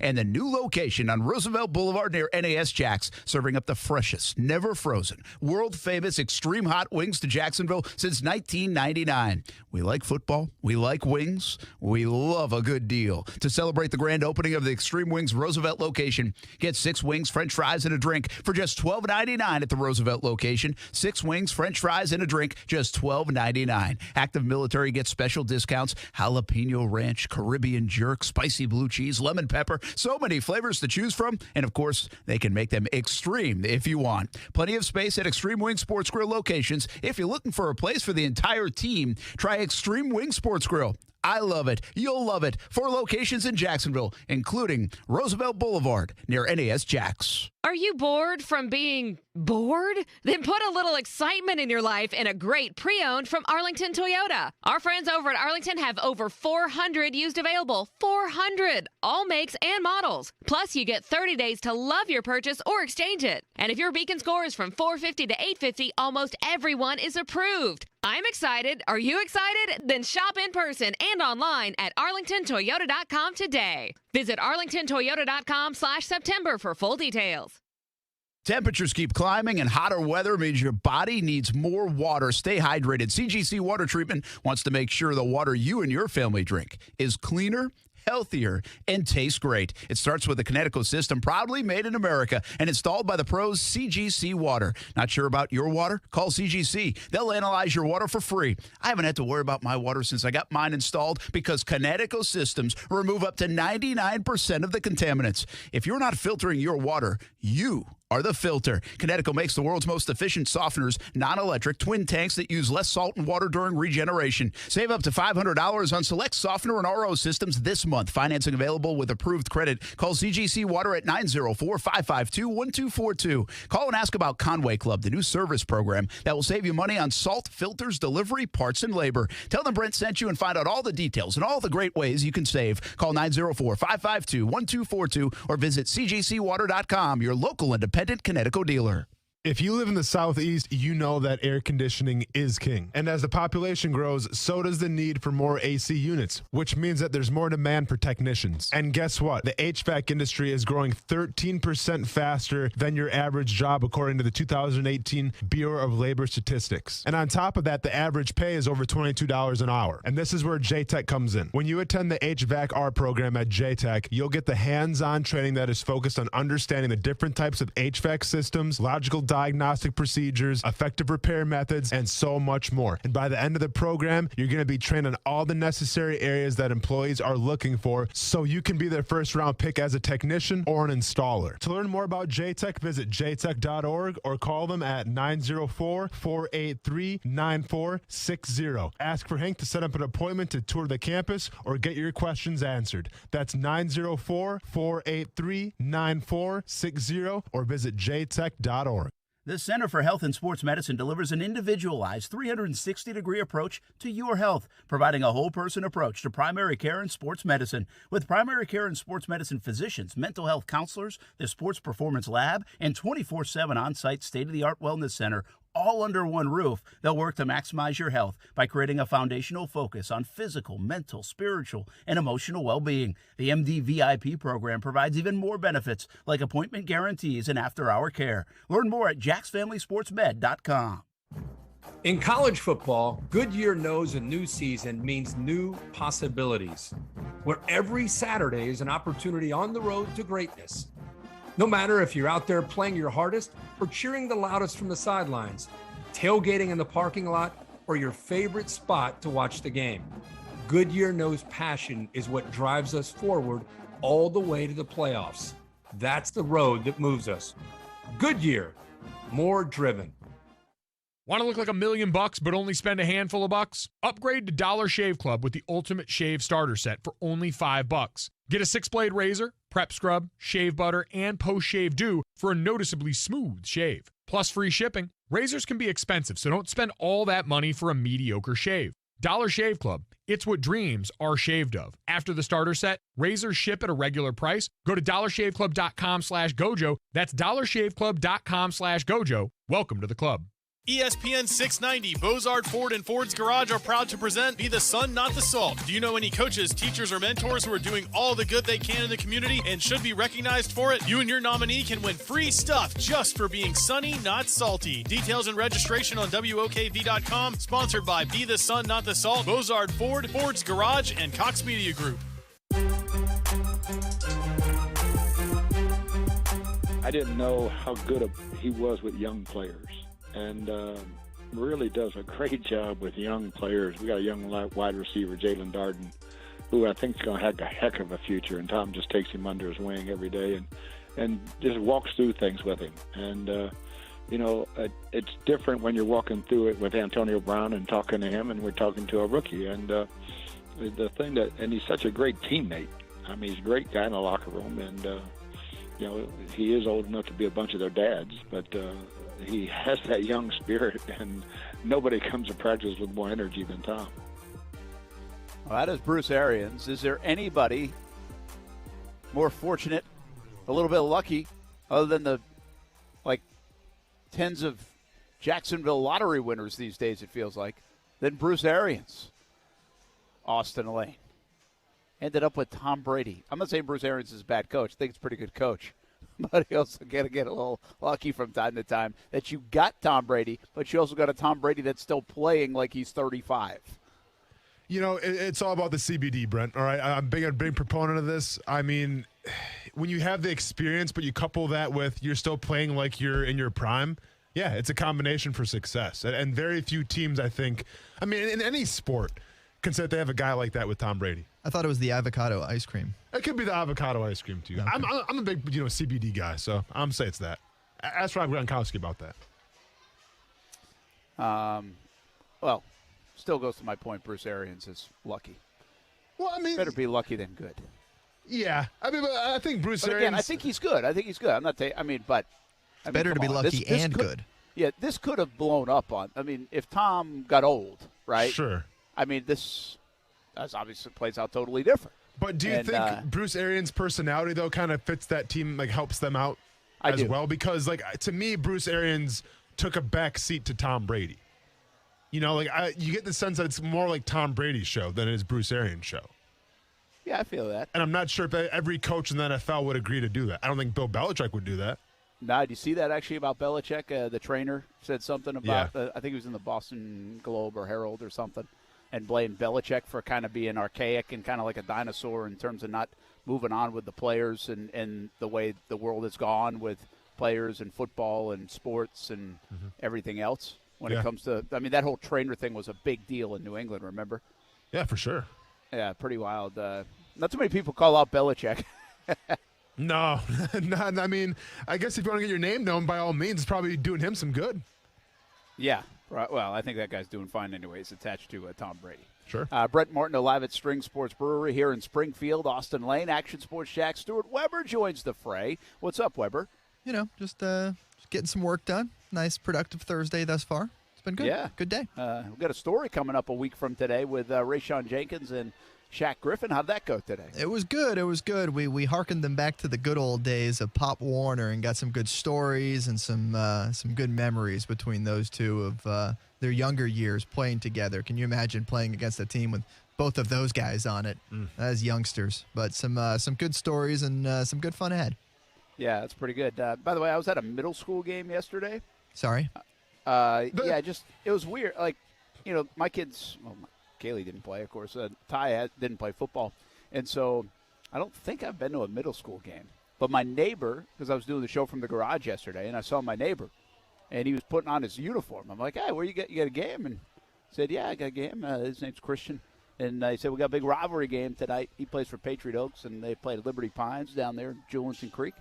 And so I was like, what time's the game? 7 o'clock. I was like, you know what? I was going to go, I had something I was supposed to do it. I didn't have to. I was like, I'm going to go check out a little middle school football. Cool, man. Go there and support. Yeah. Support the neighborhood. He played well. It was fun to watch him. And Liberty Pines had, I think, Stuart, it's Weatherly's brother. Okay. And he threw one ball. He didn't throw it a lot, but he threw this one. I was like, look out for this kid now. Because Eric Weatherly, by the way, plays for Bartram Trail, and even ever since he was in 7th grade, people were talking about he was going to be a good player. They were right. He's at Duke now, or not at Duke. He's committed to Duke. He's at Bartram now. And, if this is his brother, he launched a ball like 50 yards down the field, right into this kid's arms. Nice. It was, for a middle school, you don't see that in middle school very often, right? They're just kind of like, it looks more like rugby in middle school football. I would think a lot. So, but I also had this thought for you guys. they had like homecoming. Like, did you guys have middle school homecoming? Ooh. Is it during homecoming week? You know, like, so is it the same as the high school? Because like, I think I don't think you can do that in Jackson or down where there's like 14 middle schools that go into each high school, you know? There's a lot. There's a lot of them. Yeah. So I remember a middle school dance. Maybe that was the end of homecoming week, I guess. I don't know if it was called homecoming, I remember middle school. I mean, they had the whole thing, man. There was like long halftime for this game because of like the whole homecoming thing. I mean, we had like homecoming, like where we dressed up and everything, but like, we didn't like it was like a homecoming dance for middle schoolers, but we had like the whole homecoming festivities as well. But you know, it's a town of whatever 1,000. So what did you expect? Yeah, I mean, you guys could have a parade every month, and it would only take 10 minutes. You better believe it. And the best homecoming tradition in central Wisconsin was riding in a giant, like a hay wagon, but it was but it was like the cage one. Okay. So we all like climbed on the cage, and then they took us to the field. Couldn't do that today. Way too much of a liability today. That's what we did back then. Yeah, I don't.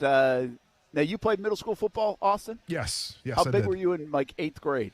I mean, I was definitely one of the bigger kids, but I was also a halfback, though, which was cool. Yeah, so I played run running over back. everybody? Yes, sir. Yeah, that's where the A-Train came from. Ah. Yeah. Did you know, did they know like then that you would probably go play in college? In middle school? Yeah. I mean, I think they knew I was going to play college, but they didn't expect a scholarship. Like, I was the first one from my town to get a scholarship in football. So, like, that wasn't even on the radar. And now we've had a bunch of guys get scholarships, which is really cool. I was going to say, I did not play middle school football. Thank you for asking, Brent. Cross country. Yeah, I wasn't going to ask. Yeah, appreciate that. Cross country. Homecoming in middle school. I just didn't think that was a thing until last night. The more you know. I guess it is a thing. The high school football scene. Creekside plays tonight, Weber. They do. They're out at Tallahassee Childs, little Thursday night football. So our friends in Tallahassee shall be providing some highlights. We'll have that tonight on Action Sports Jax as the Knights look to go 5-0 for the first time in school history. Now, every time they win a game, it's the first time in school history. I like that. 4-0 is the best they've ever done, and now it keeps getting better. Is Childs good? 1-3 coming into tonight, but I don't know who they played, so hard to say. That doesn't always tell the story. It doesn't always tell the story. Like Mandarin, for example, is 1-3, but I think they're a decent football team. And our game of the week coming up on Friday night as they take on Baker County out in McClenny in what will be a great atmosphere. That's a good atmosphere. Good high school atmosphere around here. Baker County near the top of the list.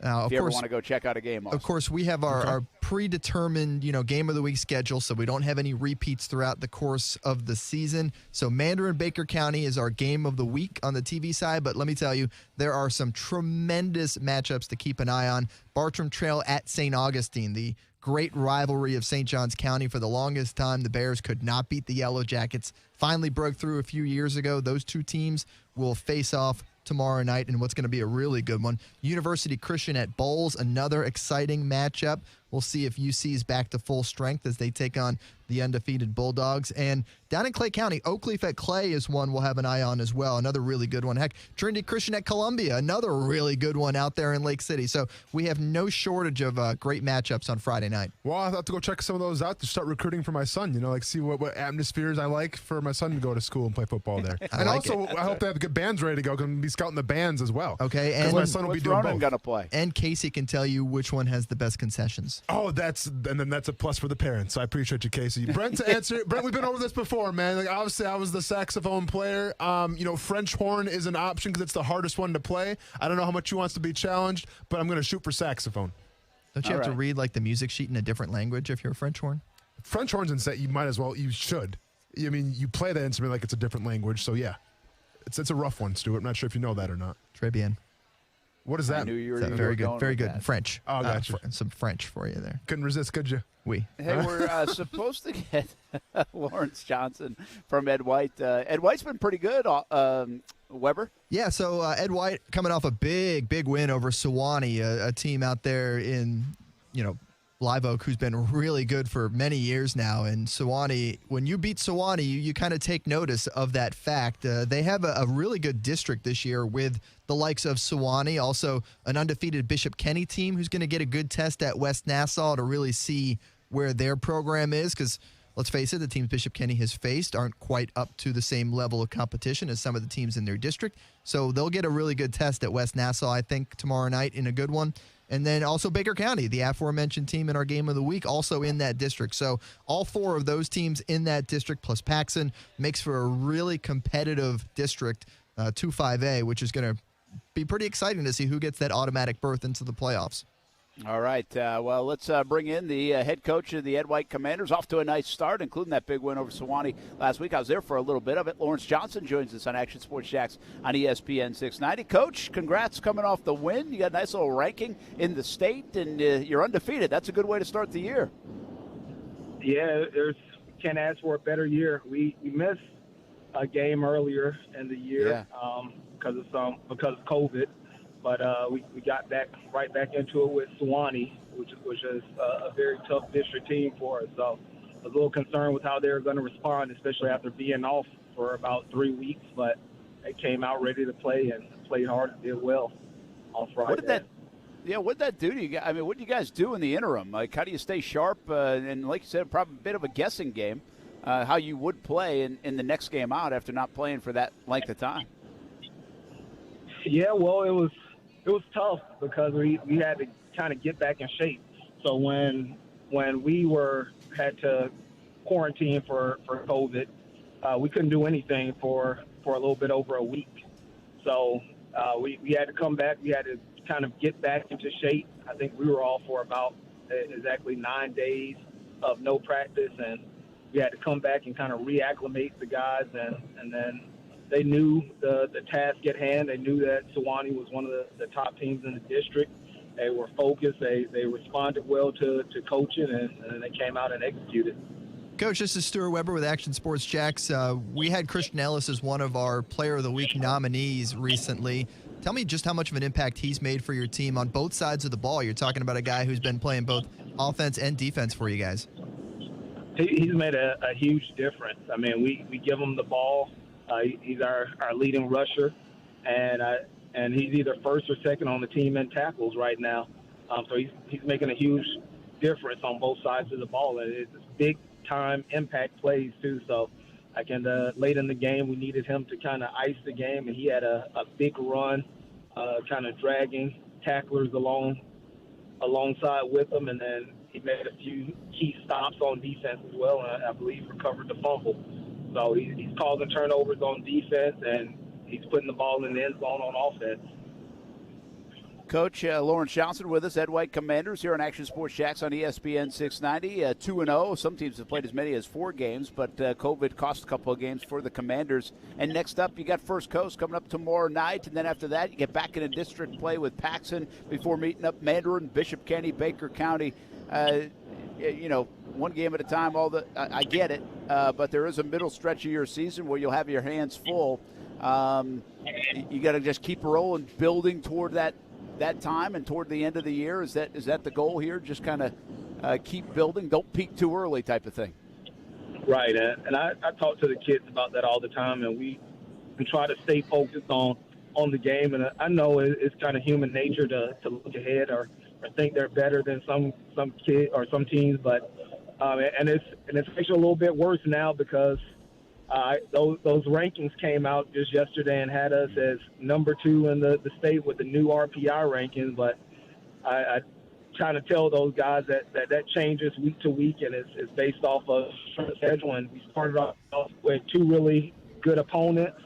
I know the next team we have has a couple losses, so we're most likely going to drop a little bit just because of that. But we've got to keep playing hard and trying to get better each and every week, taking it 1 week at a time.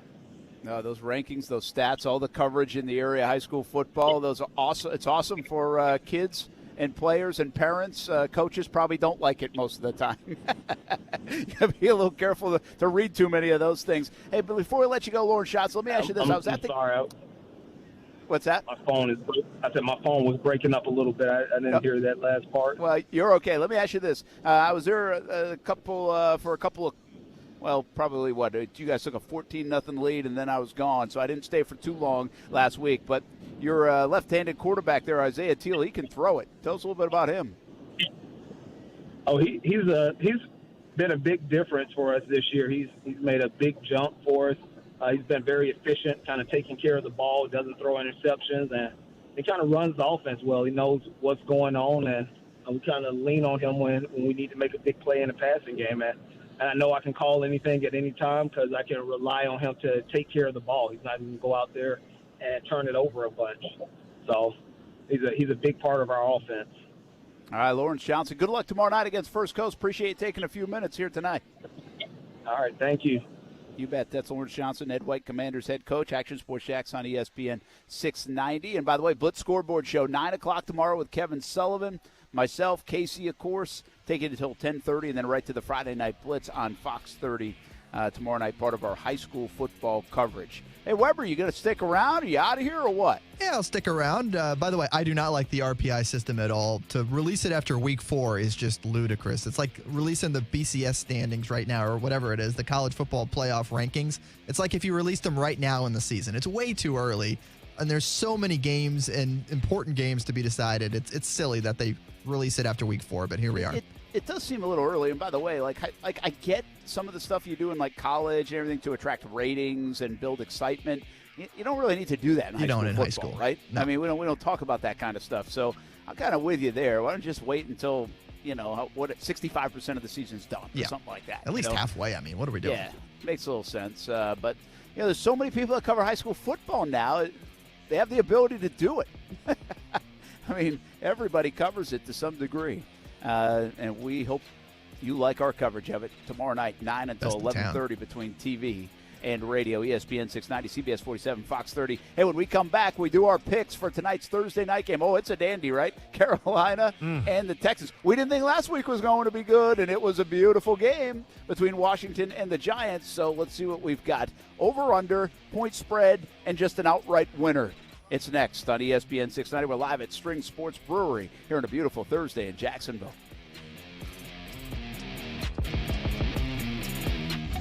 Keep climbing. It's intercepted. Picked off of the 12. He will go down. He finds the promised land. Touchdown, FSU. This is your home for FSU football. Outside the numbers to the 10. 5, 3, 2, 1. It's a touchdown, Florida State. Intercepted. Picked off of the 33-yard line. Noles win. Catch live coverage of the Seminoles all season long, right here on your home for Florida State football. Sponsored by Bono's Pit Barbecue. If you don't see a pit, it ain't legit. Are you an experienced diesel technician that's in fear of losing your job due to the recent vaccine mandates? Bobcat of Jacksonville is a family-owned, mandate-free employer offering great pay and benefits. Apply today at bobcatjax.com. Massive increases in online ordering since the pandemic have sent demand for delivery truck drivers through the roof. And with that being said, the increased competition for those willing to be long-haul truckers has led to pay for drivers to be at an all-time high. Truck drivers are the glue that holds supply chains together. And no container, straight truck, or trailer moves without, at some point, a truck driver. So that means that right now there are high-paying job opportunities for people that are willing to get their Class A commercial driver's license. And J-Tech can help. J-Tech Institute's 4 or 8 week commercial truck driving and CDL program is helping students acquire the skills necessary to prepare for their CDL examination and to launch successful careers as commercial truck drivers. To learn more about J-Tech, visit jtech.org or call them at 904-483-9460. Ask for Hank to set up an appointment to tour the campus or get your questions answered. That's 904-483-9460 or visit jtech.org. It's a new approach to healthcare. The Center for Health and Sports Medicine is built on the pillars of health: physical, mental, spiritual, and emotional, with primary care sports medicine physicians, mental health counselors, an advanced diagnostics lab for wellness and sports medicine, and 24/7 on-site state-of-the-art fitness facility, all under one roof. What does this mean for you? As a Center for Health and Sports Medicine patient, you'll receive medical care in a collaborative, proactive, goal-oriented manner. In other words, everything they do is centered around you. Learn more at jacksfamilysportsmed.com. The American Freedom Tour is coming to Jacksonville. I'm Dean Black, chairman of the Republican Party of Duval County, and it's time for Republicans to get motivated and defend freedom. 2 historic days, Friday and Saturday, October 8th and 9th. Come see Donald Trump Jr., Kayleigh McEnany, Dan Bongino, Dinesh D'Souza, and many, many more. Get your tickets now at DuvalGOP.com. I will see you there. For 50 years, Taylor has been a leader in caring for the elderly. Providing quality, compassionate care has always been our mission. At Taylor Care Center and Taylor Manor, our recipe for success has always been our exceptional team. They work tirelessly to ensure that your family member gets the best care possible. When residents were not able to spend time with you and your family, our team stepped up to celebrate birthdays, anniversaries, and special occasions. Our dedicated staff is among the best in the business. Taylor Residents, providing safe, compassionate care every day. Men, do you feel embarrassed in the bedroom because of ED or PE? Prime Men's Medical Center has the solution. I'm Dr. Brown. 98% of patients experience a positive result from the treatment in just 10 minutes after just one office visit. Men are lasting 30, 60, 90 minutes or longer, and it's affordable. Call Prime Men's Medical Center at 904-664-8217. See results on your first visit guaranteed or pay nothing. Call 904-664-8217. Leaky roof after the recent storms? Galaxy Builders specializes in roof repairs and provides free estimates. Schedule your free roof repair estimate at GalaxyFLA.com. Galaxy Builders, they're out of this world. Okay, I get it. So the summer season's almost over, but that's why we live in Florida. And that's why our friends at Arlington are doing fall Florida style with hot temps and even hotter deals. Get to Arlington Toyota today because they have 400 new Toyotas available with interest rates as low as 0% on over 10 new Toyota models. Plus, you get 30 days to love your purchase or exchange it. And every new car purchase gets a lifetime warranty with unlimited time and miles. Shop ArlingtonToyota.com today. Visit ArlingtonToyota.com/September for full details. Who out there has been injured in an accident and can't get any answers? Who out there tells their story to the insurance company or a doctor or a lawyer and still doesn't feel heard? Well, I'm here to tell you.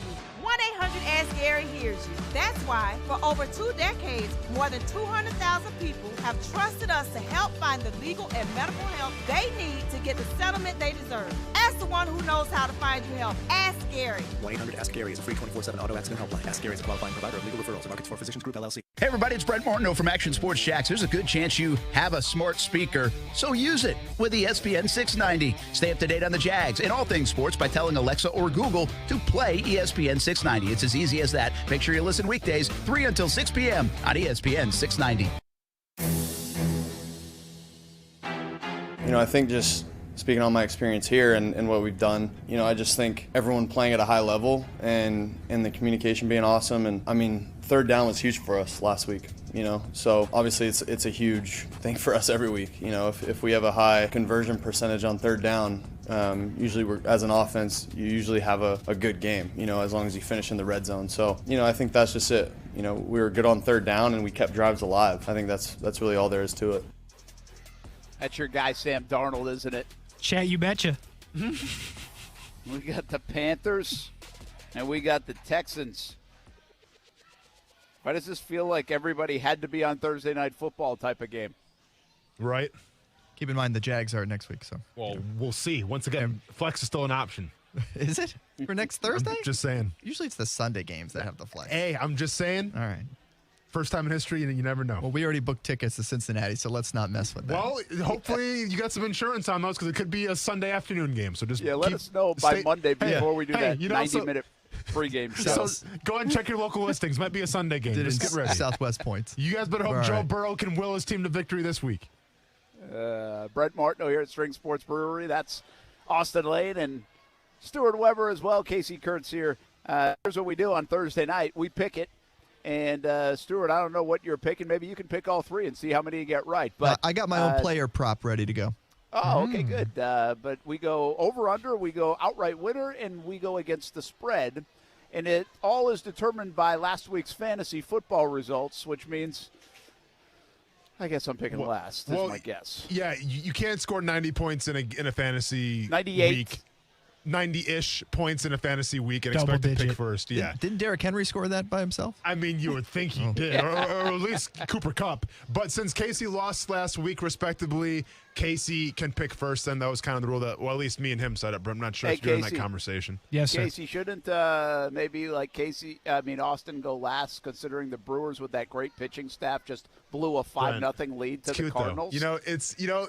Tell me how you don't watch baseball without telling me you don't watch baseball. Brent, the Brewers right now, they're in prime position, right? They're not even playing anybody anymore because they got the number 2 spot locked up. So they're not concerned about the regular season anymore because they have the 2 spot. Unless the Atlanta Braves can win, 30 games in a row in a 10-game span, which is physically and inevitably impossible. Working on it. The Brewers are fine. So this is what's going on right now. Don't panic. Everything's okay. And maybe watch some baseball sometime. Maybe we should all be afraid of the Cardinals, back to that question that I asked 2 hours ago. Relax. Big winning streak. They're not 12 in a row. Oh, are they really? All right, check that out. They're 7.5 back of Milwaukee. You're fine. Oh, hey, Milwaukee already. I mean, I'm not. You know what? I go on the ESPN app, one of the best apps out there, and I see playoff probability 100% Milwaukee Brewers. That's all I had to see. And you know what? And there's a giant Z by their name. You know what the Z stands for? If you use the ESPN app, it'll tell you. Clinch playoff berth. Thanks. I thought it was don't sleep on him in the playoffs. Thanks for playing. Well, don't sleep on him either. Clever. I think it was right about 100% when Florida State lost to Jacksonville State on the last play. It's true. All right, let's pick this thing and get out of here on a Thursday. So who's going first, Casey? Casey's got the boys going Casey first. Lost last week, unfortunately. Yeah, I lost. Yeah, it was an L I'm gonna say it one because I more had to time. keep picking the over/under because nobody else had enough guts to pick it. But that's fine. It's cool. I'm picking. He's going the under. I told Brent a couple breaks ago I just got myself a brand new Sam Darnold jersey.